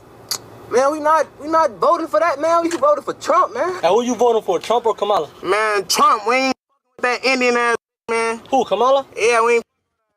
Why you don't with her? Because she with them immigrants. I'm black. So why you ride with Trump so much? Them Venezuelans taking all our bread. Hey, Trump or Kamala? Shit, Trump, be honest. Why Trump, though? He used to keep immigrants out, so, you know, we was able for us to get jobs. It's hard for us to get jobs now, shit, because immigrants taking over. And they do it better than us, though, but they taking our man. All right, so this election around, you voting for Trump? Hell yeah, fuck Camilla, fuck. I ain't even gonna lie. I'm not for her. Her ass Venezuelans, for them. That's over with. I don't with her. Like, what would make you want to vote for Kamala? I ain't gonna lie, we was the last two people on earth. Still wouldn't do that shit. Damn. On bro grave. It's like that? Yeah, it's like that. I don't with her. I go with Trump. She ain't no good. I'll put it like that. So whoever wanna believe and go with her, check her history. Y'all turn around then. So you wouldn't vote for a black woman? It's gonna be the first black woman in office. Let me tell you something, man. Ain't no man is gonna listen to no woman. Period. Not in y'all country or my country or another country. There's no man gonna listen to no woman. I mean, but we can make history. Man, we could, but it's not gonna be history, bro. That's gonna start World War III soon as she get in. Kamala or Trump? Trump? Yeah. Come on, bro. Kamala till it's backwards, bro. Man, what are you talking? Kamala, we voting for Trump, bro. What are you talking about? You know damn well we don't Kamala. Trump. Why, bro? Give out free stamps and everything. You tweaking. Yeah, that's how you feel. Do us. You tweaking. I ain't gonna lie, bro. I vote Kamala. Man, we you and Kamala. Come on, bro. I can't even have my opinion. Damn, bro. Bro, you voting for you, so you with that all them Venezuelans? You with all that goofy? Yeah. Nah, ain't no yeah. That's why I shit up because of you. Oh man, that's what I woke up to this morning. I couldn't believe what I saw. So this is all. I mean, there's so much evidence here, and the Democrats are in panic mode, and they sent out Barack Obama. Benny Johnson says, "Sickening watching a weary, broken Obama descend into end-stage hatred politics. Obama barks at scared young black men demanding the brothers support Kamala because she grew up like you and went to college with you and had to work harder. Pure racist identity politics." Let's watch. Let's see how much we can stomach of this. I'm going to speak to yes, communities. Vertical, please. Is that we have not yet seen the same kinds of energy and turnout in all quarters of our neighborhoods and communities as we saw when I was running. Now, I also want to say that seems to be more pronounced with the brothers. So if you don't mind, just for a second, I'm going to speak to y'all directly and say that when you have a choice that is this clear, when on the one hand you have somebody who grew up like you, knows you, went to college with you, understands the struggles and pain and joy that comes from those experiences. He said to work harder and do more and overcome and achieves the second highest office in the land. So they're in desperate mode right now. They know that she is losing the black vote. Here is CNN freaking out about it. Horizontal, please. Of color is because he has really gone. I would argue we're not really gone in and really thriving right now. grabbed a lot of voters that he didn't Down people from being previously have the working class, right? So this. Talking about the working class, right? So this is the margin among non-college graduates, all right? The voters of color. You go back 4 years ago, look at that. Joe Biden won that group by 45 points. Look at where Kamala Harris's support is today. She's still leading amongst that group, but that lead is down 17 points to just 28 points. And I will note that the margin among voters of color who actually graduate college has only been changed by 5 points. 5 points compared to 4 years ago. The reason Donald Trump is doing so well amongst voters of color is because he has really gone in and grabbed a lot of voters that he didn't previously have among those who didn't graduate college. And this is part of a larger trend that we're seeing throughout our politics era, in which Republicans, specifically Donald Trump, is doing very, very well among working class voters, whether they were in unions, whether they went to trade school, or whether they're voters of color. The fact is Donald Trump seems to have gone into a hotbed of traditional Democratic support and made a lot of movement in ways I don't think a lot of people would have thought when he went down that escalator just back in 2015. All right, here. So that's on CNN, and you know that Kamala Harris's team, they're talking in the back rooms. They got CNN on. They're paying attention. When they see these numbers, they freak out, and that's why Barack Obama hit the trail so hard. And Patriots in Wisconsin, this is great. Patriots in Wisconsin are doing something totally unprecedented right now. A project called Move the Needle is going door to door in black neighborhoods in Milwaukee, educating black voters on why they must vote for Trump, and it's working.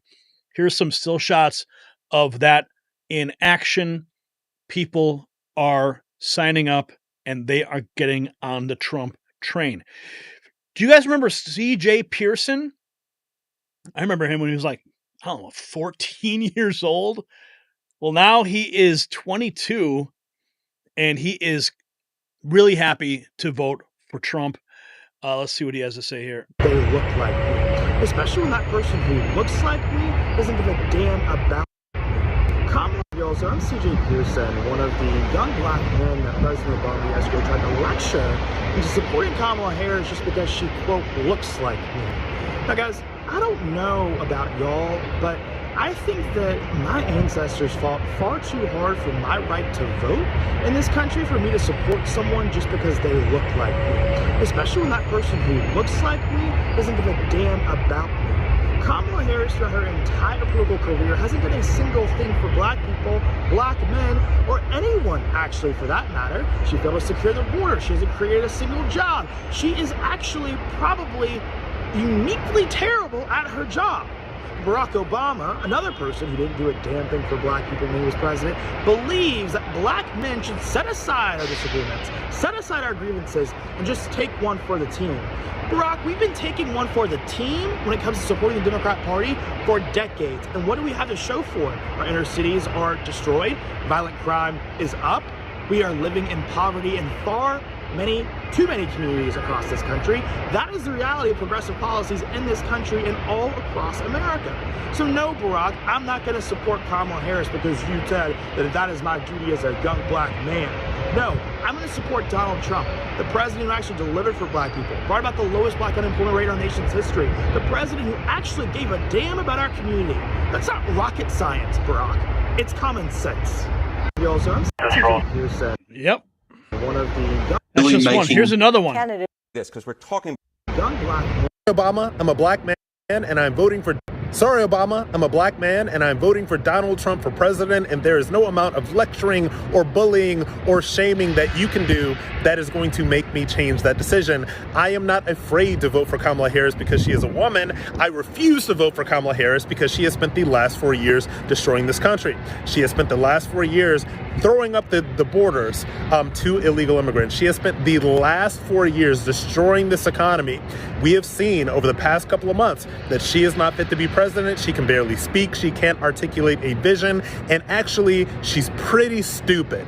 And if you think that I, as a black man, am going to let that waltz into the White House, that is going to get my vote because you're lecturing me and you're bullying me, and you may be the surrogate black dad for a lot of fatherless black boys that are running around this country, but I got a dad. I know who he is, and it ain't you. I'm voting for Donald Trump for president. Take it or leave it. Sorry, Obama. That was Sorry, Rob Obama. Smith online. I'm a black man. Stumping for Feel Trump. matter more than ever. Come on, turn this off. The ebook, The Silent Coup, link in the bio. Okay. You guys know who Van Jones is? Love that guy. He is making a huge difference. We got some remarks from him in a second, but this one is classic here. I'm a Trump supporter. I'll go for Trump. I'll go for Donald Trump. Me too.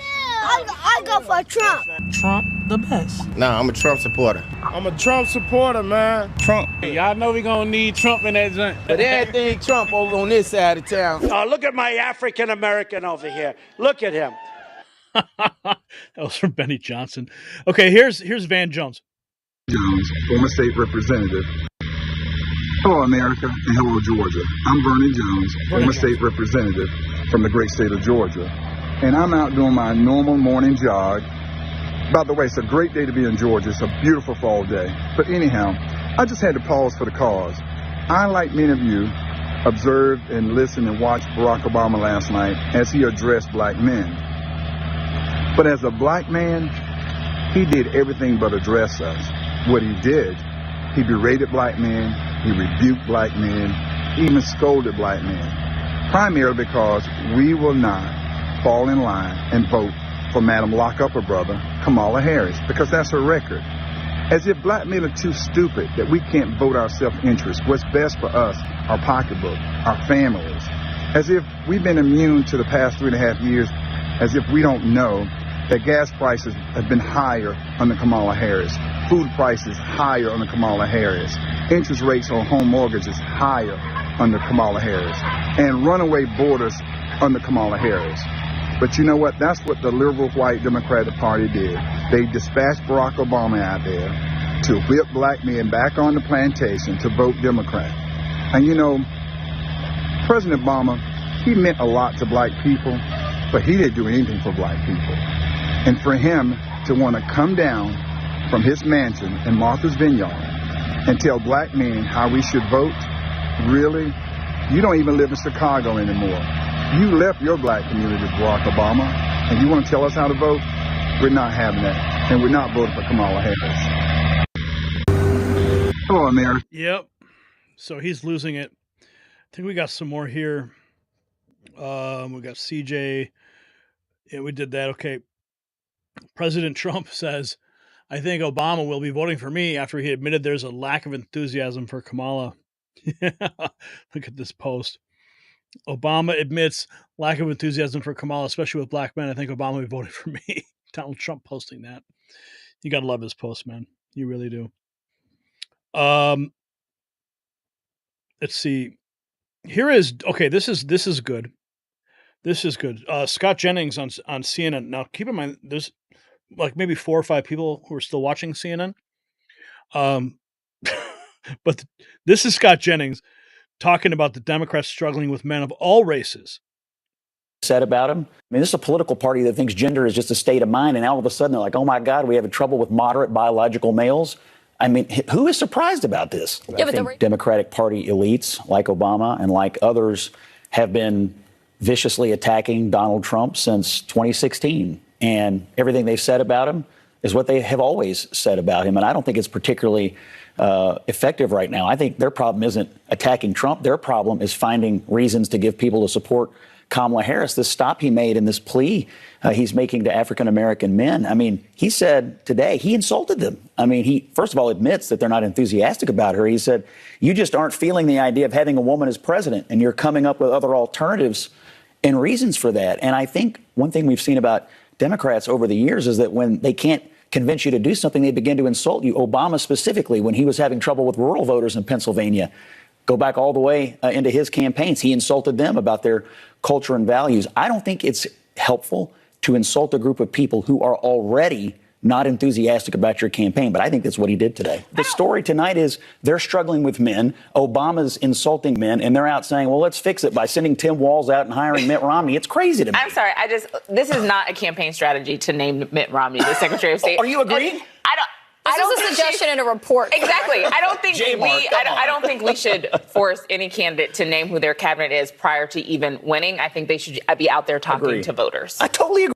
Mitt Romney for Secretary of State under a Kamala campaign administration? Oh, boy. Yeah. That's definitely going to drive people away. I think we got one more clip here. Yeah, this is Nina Turner, again, on CNN, blasting Democrats and Obama for focusing frustrations on black men. Points. They need to appeal to the needs of the voters. And so when I was a delegate for President Obama in both of his elections in Ohio, right now the vice president is down 11 points in Ohio, even though I fully expect President Trump to take Ohio as he did twice. But to be down 11 points compared to President Biden, that is a problem. But this other issue I want to bring up is a problem, too. Why are black men being lectured to? Why are black men being belittled in ways that no other voting group? Now, a lot of love for former President Obama, but for him to single out black men is wrong. And some of the black men that I have talked to have their reasons why they want to vote a different way. And even if some of us may not like that, we have to respect it. So unless President Barack Obama is going to go out and lecture every other group of men from other identity groups, my message for Democrats is don't bring it here to black men who, by and large, don't vote much differently from black women. You should. So the whole house of cards, Democrats taking the black vote for granted, it's all collapsing. They know it. They're bringing out Barack Obama. Once a golden boy, the Democrat Party now reduced to begging for votes. But the real story here is the mass exodus of black voters from the Democrat fold. Is this the end of the Democrats' stranglehold on the black vote? Or will Obama's last-ditch effort stem the tide? I don't think so. More importantly, what does this mean for the future of American politics? Share your thoughts in the comments below, because the political earthquake is only just beginning. All right, folks, what do you guys think? That's pretty damning. Pretty damning lineup there. All those people are they're fleeing the Democrat plantation. They know it. Let's see. Zip it, Obama. You're washed up. Says Stephania. New norm. Trump. They are used by Democrats, and that's really what's sad. Debbie Christie says, I've always said Mitt Romney was a wolf in sheep's clothing. I also said he's a Democrat plant in the Republican Party, just like Liz Cheney. Oh, yeah, I've never liked Mitt Romney. Never, ever liked him. He is just, he's cut from central casting. He's he's a slick talker. He has a chip on his shoulder because Trump didn't pick him for Secretary of State. And now, what did that woman say? Someone leaked that Mitt Romney would be Kamala Harris's Secretary of State. I know that Kamala has said she would appoint a Republican to her cabinet. Maybe that's what they're referencing. Toby says, this is a great show. Thank you, Toby. Appreciate that. Charlotte says, I've always voted for Trump. Well, now you get a chance to vote for him a third time. Mountain Goddess said, I saw a video of Chunk having a fit about Trump winning. Yeah, there's going to be a lot of tears.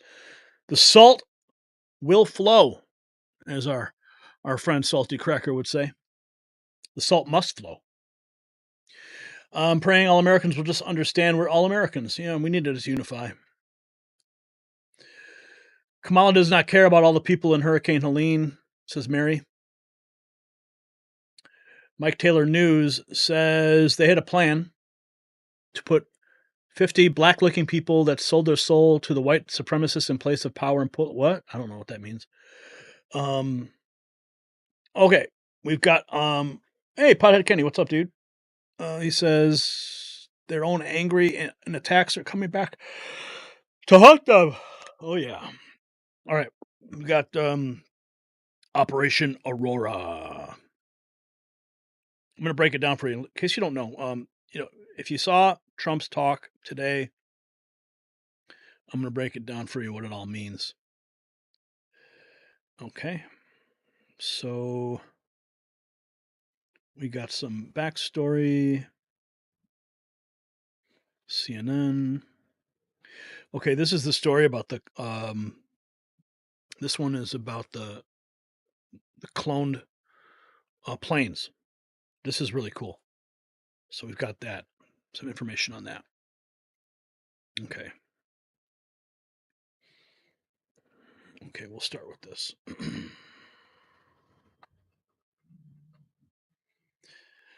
Brace yourselves, America. Donald Trump has just unveiled a plan so bold it's sending shockwaves through the political establishment. They're calling it Operation Aurora, and it's not for the faint of heart, but that's not all, folks. We've got exclusive intel on Trump's new cloak and dagger routine. We're talking decoy planes, split motorcades, and unmarked jets. The Donald has gone full stealth mode, and we've got to ask, what is he preparing for? Well, the left is screaming, the right is cheering, and we've got the inside scoop. Now, check this out. Are you listening? As Trump ramps up security and plans to shake the nation with Operation Aurora, smart Americans are securing their wealth with something equally stealthy: gold. Our country is facing massive changes, and the national debt has exploded past $35 trillion. Meanwhile, gold has surged beyond $2,400 an ounce. While Trump travels incognito, smart money is moving into what the Constitution calls real money, gold and silver. If you've got funds in a low-interest account or a 401k or IRA, called Global Gold Investments. The number's on the screen. 888-700-4148. Mention Next News for a free 2024 Protect Your Wealth and Retirement Guide and complimentary portfolio analysis. There's also a link in the description, IRAGoldproof.com. Remember, in times of uncertainty, gold is your silent guardian. Now, what is going on? So, Operation Aurora was announced.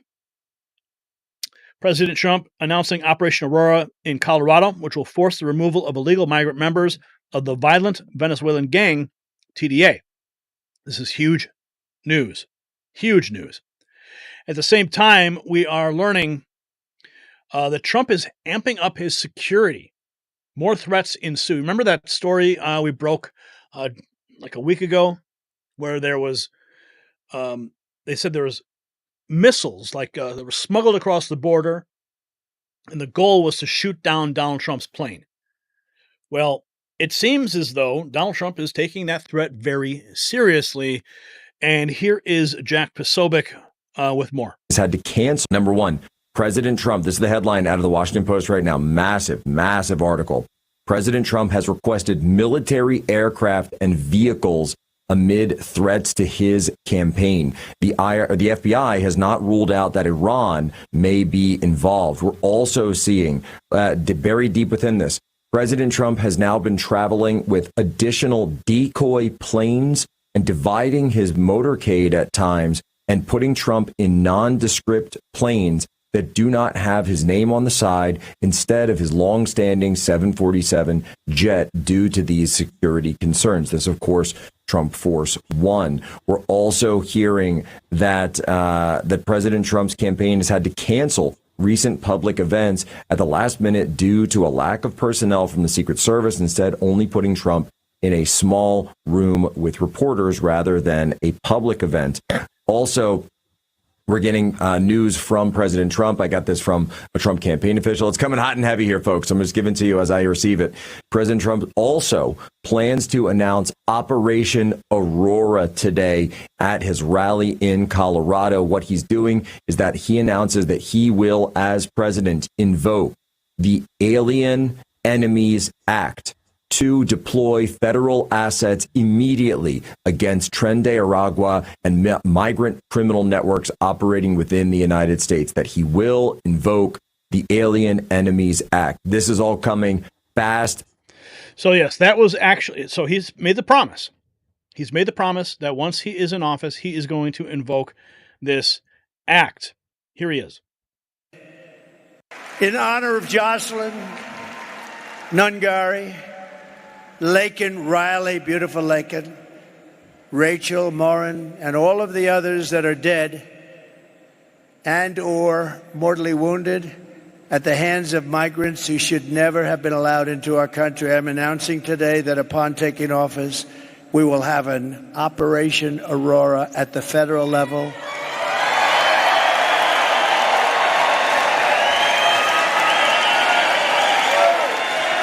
To expedite the removals of these savage gangs, and I will invoke the Alien Enemies Act of 1798. Think of that.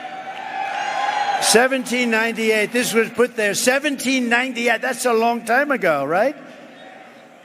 To target and dismantle every migrant criminal network operating on American soil. Who would have ever thought that a president or a future president would ever have to stand here and say such things? Who would think that that's even possible to have to do?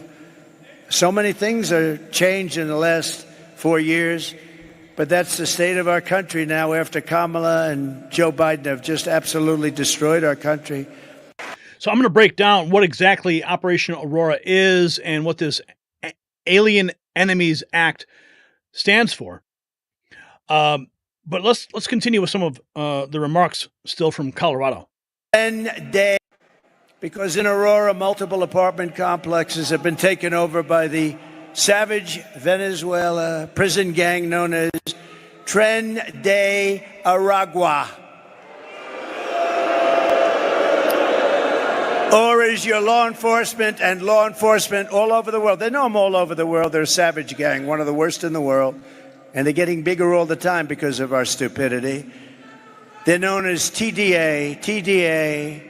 TDA has killed 7 people today, sir. Last month, 6 men with armed rifles and many other men standing right outside waiting for them and handguns were caught on camera as they were forced into a situation, and they said they were forced. They weren't forced. They got their way into an apartment building. They threatened the tenants at gunpoint. These are people that never saw anything like this. These are people that never experienced criminals and crime. They burst into the building and they held tenants at gunpoint and at knife point. 10 minutes later, they opened fire on a 25-year-old man outside the building, fatally shooting him. Of the barbaric thugs who have been identified, at least 3 are illegal aliens who were in Border Patrol custody. They were in custody. By the way, 4 years ago, we had the safest border in the history of our country. Put up that sign, please. Put up my all-time favorite graph. Put up my all-time favorite. Get that put up.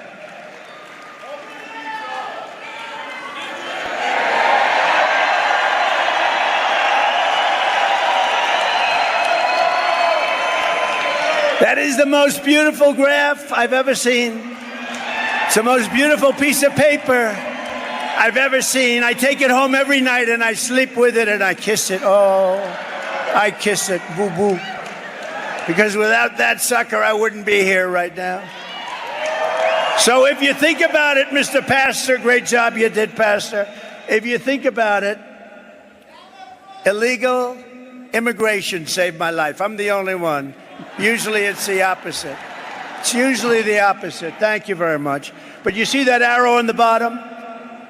That's when I left. That's the day I left office. You had the lowest number of people coming into our country in the history, recorded history of our country. And then look what happened, like a rocket ship. And they were rough, the ones that came in. We were very, very careful. We were remain in Mexico. We checked everybody out. People came in, but then they got rough because then they said, let's do open borders. Let's let the whole world. And as soon as they did that, jails were emptied, mental institutions were emptied. And I would have done the same thing if I were in charge of any of the many countries we're talking about. 3 of these thugs were in Border Patrol custody, but were released into the United States by Kamala. Because in Aurora. So Operation Aurora will be in full effect when he takes office. Now, here's a short clip. But my message today is very simple. No person who has inflicted the violence and terror that Kamala Harris has inflicted on this community can ever be allowed to become the president of the United States. We're not going to let it happen. But my message. So, President Trump, he's been talking about this for a while. If you recall, he brought this up with Sean Hannity, I believe. What did you do? We came from 22 people recently came from the Congo in Africa. Where do you come from? Prison. What did you do? We refused to say. We're letting everybody in. We're letting everybody in. Take a look at Aurora in Colorado, where Venezuelans are taking over the whole town. They're taking over buildings, the whole town. And the sheriff, who can blame them? I mean, they have AK-47s. You saw it the other day. They're knocking down doors and occupying apartments of people. The people are petrified. And it's getting worse and worse. You look at New York, Chicago, Los Angeles, and now you look at all over the place. You take a look at Iowa, Idaho, places that never had the problem. They're pouring in. 21 million people, that's bigger than New York. And we have to stop it. And we have to do the largest deportation in the history of. Oh, yeah. It's going to be huge. So let's break it down. President Trump vows to unleash the Alien Enemies Act, once reelected as Operation Aurora. The 1798 law grants him sweeping power to detain and deport foreign criminals, starting with gangs like Venezuela's Tren de Aragua. His boldest move yet. So let's dive into what we can expect from this. Now, the Alien Enemies Act grants the president sweeping authority to act during wartime or national emergencies. So let's just say he declares the border invasion a national emergency. Trump plans to use it to go after criminal networks like Tren de Aragua and MS-13, who have exploited our weak borders for too long. So what does the Alien Enemies Act do? It allows the president to arrest, detain, or deport foreign nationals from enemy nations. But here's the kicker. Trump is extending its use to gangs wreaking havoc on American communities. Venezuela's Tren de Aragua has turned parts of Colorado into crime zones. Trump's decision to use the Alien Enemies Act means these violent gang members can be removed immediately. No lengthy trials and no bureaucratic delays. This law has been around for over 200 years, used during wartime to protect Americans. Now Trump will use it to stop foreign-born criminals embedded in U.S. soil from spreading terror. Finally, action that puts Americans first. Tren de Aragua is no small-time gang. They've infiltrated cities, running trafficking and drug operations. Under the Alien Enemies Act, they will be treated as enemy combatants, not just criminals, making deportation swift and certain. The act cuts through the legal red tape. Foreign gang members from groups like Tren de Aragua and MS-13 won't be able to hide behind legal loopholes.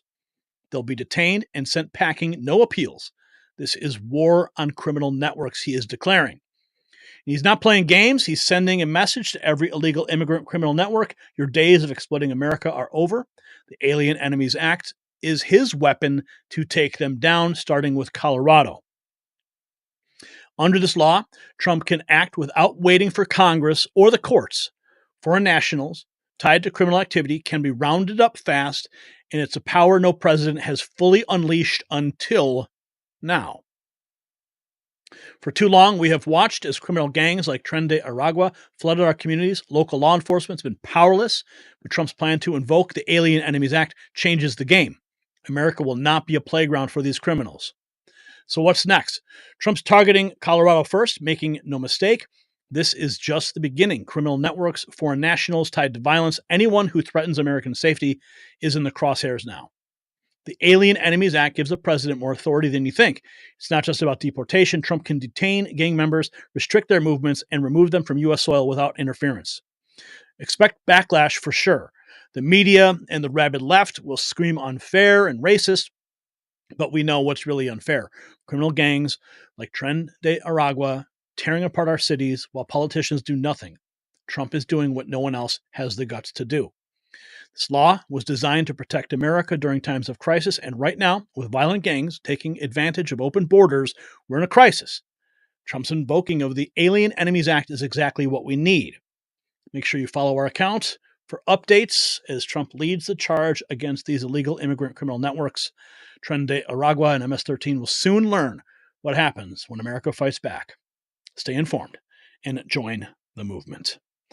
So this is a huge development. It was a big story today, and no doubt the media is going to just freak. They're going to call this racist and everything else, but the bottom line is President Trump is doing this to protect our country.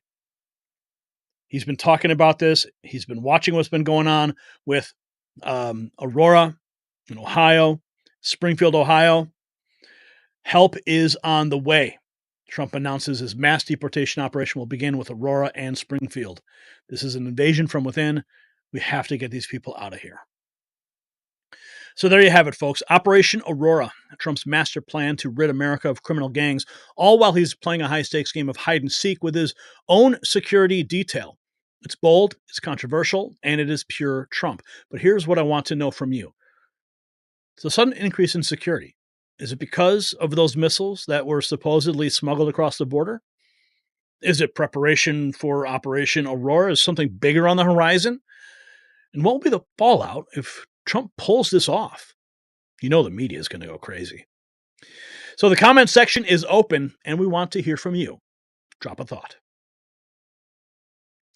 Okay, let's see what you guys are saying here in the real-time chat room as we are currently live broadcasting on YouTube, on X, on Rumble. Remember, your Rumble rants will be featured on the show, and of course, the Rumble rants support the program. You can also support the program with a donation in the description. You'll find it down there. We have Gifts and Go and PayPal. Let's see here. Attack dogs for the rich and powerful. We want Aurora, says Nancy. I speak life into every area and every encounter.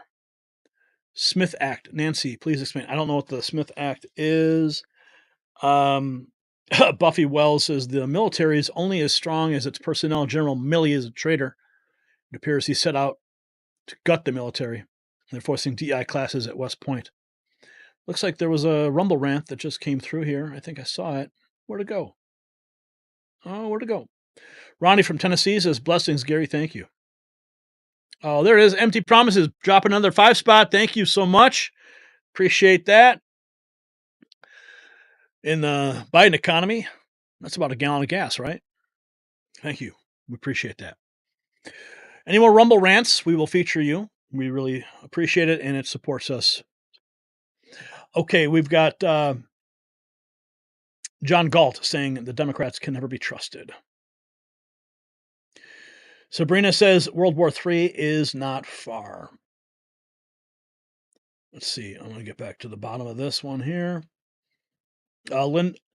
Lida Chester. Oh, thank God for Trump and Aurora unveiling.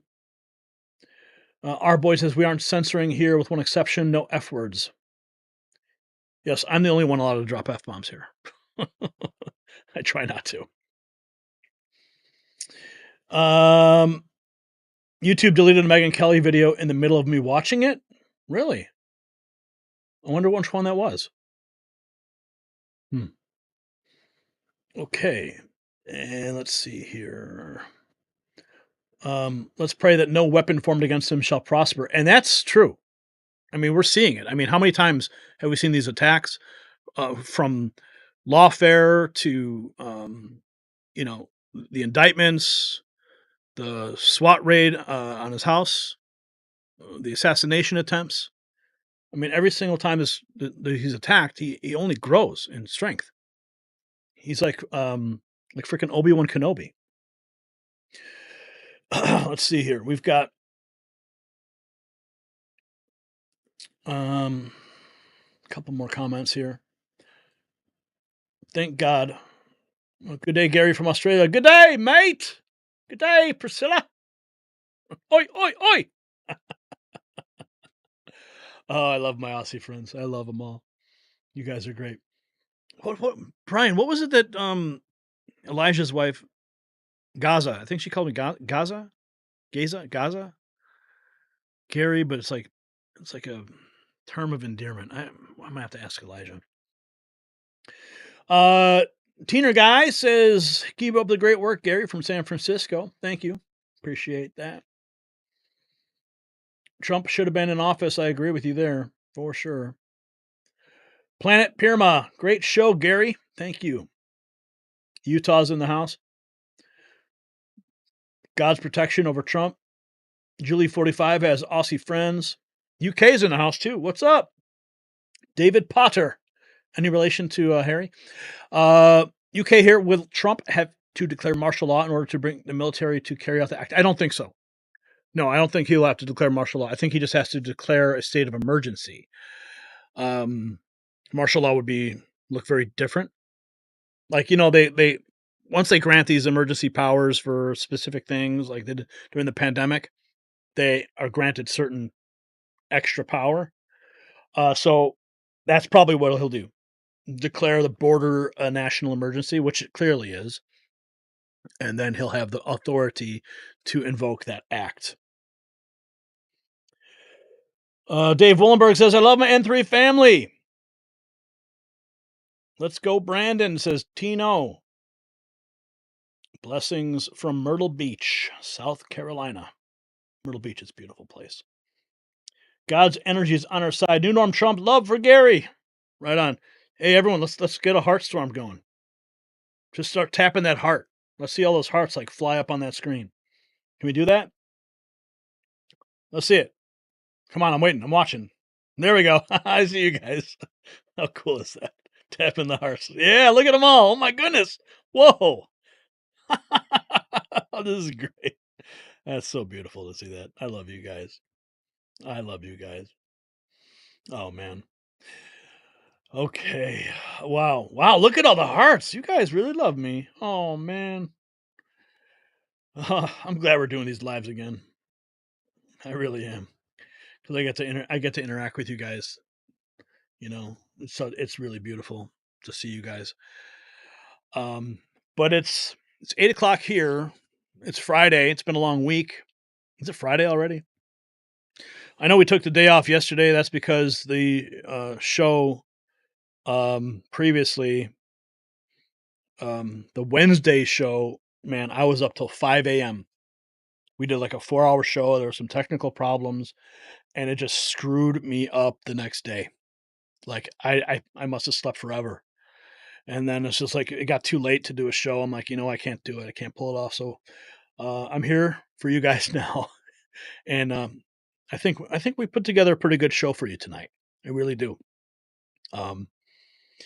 Interesting to see these decoy planes. I thought that was a pretty cool thing that Trump's doing. Let's see. Let's just check in on the Raw Next News Network X feed. Remember, if you're not following us there, you need to follow us, so you can like interact with me when I'm not here on the YouTube channel. If you're on X in the chat, let's get an idea of everybody who's there. Type the number 1 if you are on X, and then maybe like a 1 and a 2. Like, how about a 1-2 if you're following me? Because you guys really have. I mean, we've got so many people here on our YouTube channel and on our Rumble channel that we need to make sure we are still connected, because like our X channel is actually growing. Our X profile is growing. And I want to make sure you guys are seeing my posts. We've had some difficulty. I see a lot of you guys posting there. We've had some difficulty with visibility. We tried to address some of these shadow banning issues with my buddy Adam Lowitz. And he said that the shadow bans have been removed from that account. So I'm just not sure how X's algorithm clearly works. But I don't know, you have to turn on notifications or make sure I show up in your feed, just whatever it is, just make sure you have your notifications turned on the X feed, because I've been a lot more active. As you know, I harvest all the content for these live streams directly from the top influencers in the conservative movement, in the Trump movement, the MAGA movement, and even just the average folks who are supporters, who have great opinions, and I follow these people, and I like to share them with you and elevate their voice and amplify their voice.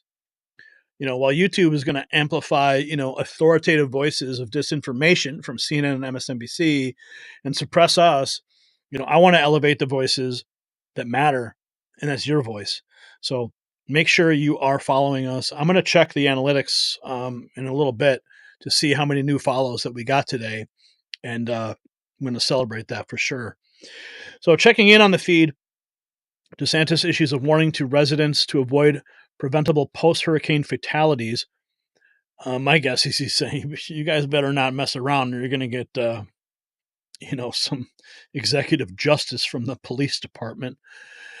Donald Trump 2 hours ago, he said that we are now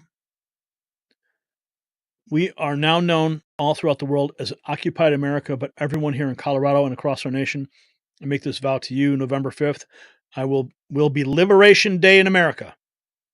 I will rescue Aurora and every town that's been invaded and conquered. Amazing. Let's see. John Rich is thanking Cat Turd, who bought Turd Stock 2 tea supporting North Carolina State Trooper. $21,000 headed to the folks in North Carolina. That's awesome. They donated all of their shirts. The DOJ, oh, look at this. 1 hour ago, the DOJ has sued Virginia over removing non-citizens from its voter rolls ahead of the November election. Can you believe that? The DOJ is suing Virginia because they removed non-citizens? That just shows you the state of the country that we're in right now. Open source intel, former New York Assemblyman Dov Hikind and a group of Democrats launched a billboard campaign in Pennsylvania surrounding areas claiming anti-Semitism has infected the Democrat Party. And here's the video. Yes, we know that. That's a fact. It's because you've got the radical squad leading that charge. People like Ilhan Omar leading that charge. Let's see. This is brutal to watch. Should we watch it? Brian, bring it up on a big screen so we can see it. 4 hours ago. This is brutal to watch. Kamala Harris, without a teleprompter, is the Democrat Party's worst nightmare. Okay, let's see. So when we think about what's at stake in this election, whoa, it's packed with some stuff. What? It's packed with some fundamental stuff. I say rather articulately. What? What's at stake? Fundamental stuff? So when we think about what's at stake in this election, whoa, it's packed with some stuff. It's packed with some fundamental stuff. I say rather articulately. Wow. That is so ridiculous. It's packed with fundamental stuff. Oh, yeah. Did you see this? Gretchen Whitmer Catholic bishop slamming Whitmer over a viral skit accused of mocking communion.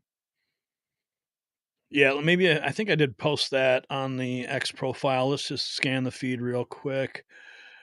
Yeah, make sure, dude, seriously, make sure you guys follow me on X because you guys don't want to miss some of the stuff that I'm tracking and retweeting and commenting on, especially this black insurrectionist story. Am I following this guy? I need to follow this guy. I'm following him now. I'm going to go to this. Okay, so this black insurrectionist, 161,000 followers. Okay, so we're going to make sure we definitely get all posts from this guy. Surprised I haven't been following him before. So this is a story alleging that Tim Walz had inappropriate relationship with another student. Very inappropriate relationship. So I'm tracking that right now. Amuse posted this. Upon taking office, President Trump should immediately sign an executive order to incentivize federal whistleblowers to come forward and expose malfeasance during the Biden-Harris regime. I get behind that for sure. I posted this too. It's officially harder to get a Whopper in Illinois thanks to Vote. Than it is to vote. ID required to pay for food with a credit card. Maybe Brian, did you post that? Who posted that? I didn't post that.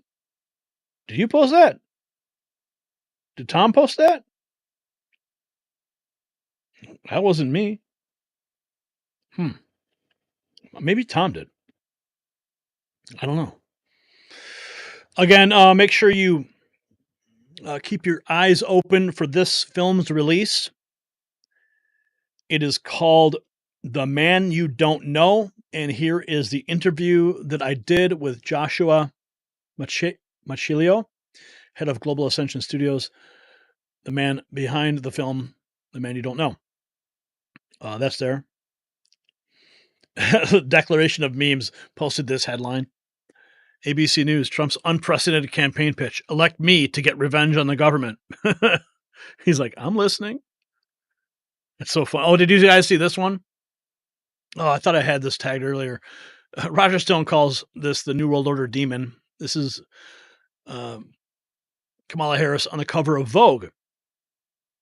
But who was it? Did I repost it? I thought I did.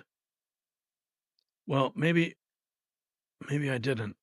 Well, I'll scroll it back. Maybe I just responded. I don't know. I'm on my post page here. So if you look, you come in here and look at above her head. Perfect. Perfect framing. They got the horns correct, didn't they? Now you can't unsee it, right? Yeah. Oh, yeah. Star Wars. It's great news for Star Wars fans. The first trans woman stormtrooper revealed in Star Wars. Yeah. So I pose the question, how do clones in a galaxy far, far away get indoctrinated like this if they've never attended a U.S. public school? Yeah, must be a glitch in the cloning process. This video, an assistant town clerk in Somerset, Massachusetts, hands an election worker a stack of mail-in ballots, then takes them to her personal vehicle, unattended. Now we're learning Illinois is providing $9,000 in rental assistance to migrants seeking temporary housing. Ain't that something? I trolled Keith Olbermann the other day. He was defending, or he was attacking Trump, saying that Trump was going to shut down the free press. I said, "Oh, Keith, you're so walls deep in the filthy orifice of media lies, you can't even see the blatant deception 60 Minutes just pulled." And that was in reference to 60 Minutes editing Kamala's posts. This piece here, you remember this? So, who's going to get a robot? Who's getting that robot? I don't know. Is there going to be like a wait list for that? That's a lot of money, though, man. Maybe I can can I put it on layaway? Elon says it's going to be less than a car. So does that mean I got to make car payments for this thing? I got to get another monthly payment. Oh, guys, I love you. It's weekend. There you have it. What a night it's been here on the Raw Feed. We pulled back the curtain on some of the most explosive stories shaping our nation's future. And let me tell you, it's been a wild ride. We kicked off with Kamala Harris' scandal that's rocking the nation, a photo op with disaster relief supplies that were never meant to reach the victims. It's a kind of cynical politics that makes your blood boil. Then we dove into the latest polls that have the DNC in full panic mode. Trump surging in every swing state, and the left is running scared. Speaking of which, how about those Democrat lawmakers signaling they won't certify if Trump wins? It's a direct assault on our republic, plain and simple. But the hits keep coming. We saw Obama, once the golden boy of the Democrat Party, now struggling to keep black voters from jumping ship. It's a seismic shift in American politics, and you saw it here. And finally, Operation Aurora, Trump's bold plan to use the Alien Enemies Act coupled with his new cloak and dagger security measures. It's clear he's gearing up for something big, and you can bet we will be here to bring you every detail as it unfolds. Now, I want to take a moment to thank each and every one of you for tuning in tonight. Your support means everything to us here at the Raw Feed. We're fighting an uphill battle against mainstream media censorship, and we couldn't do it without you. So if you believe in what we're doing, if you want to keep the torch of truth burning bright, we need your help. Please consider making a donation to keep our show going. Every dollar counts in this fight for the soul of America. You'll find links down in the description. And don't forget to spread the word. Tell a friend about Raw Feed. Share our clips on social media. Be a warrior in the army of truth, because make no mistakes, folks, we're in the fight of our lives. This is Gary Franchi reminding you to stay vigilant, stay informed, and never stop questioning. Until next time, America, good night, God bless, and we will see you next week.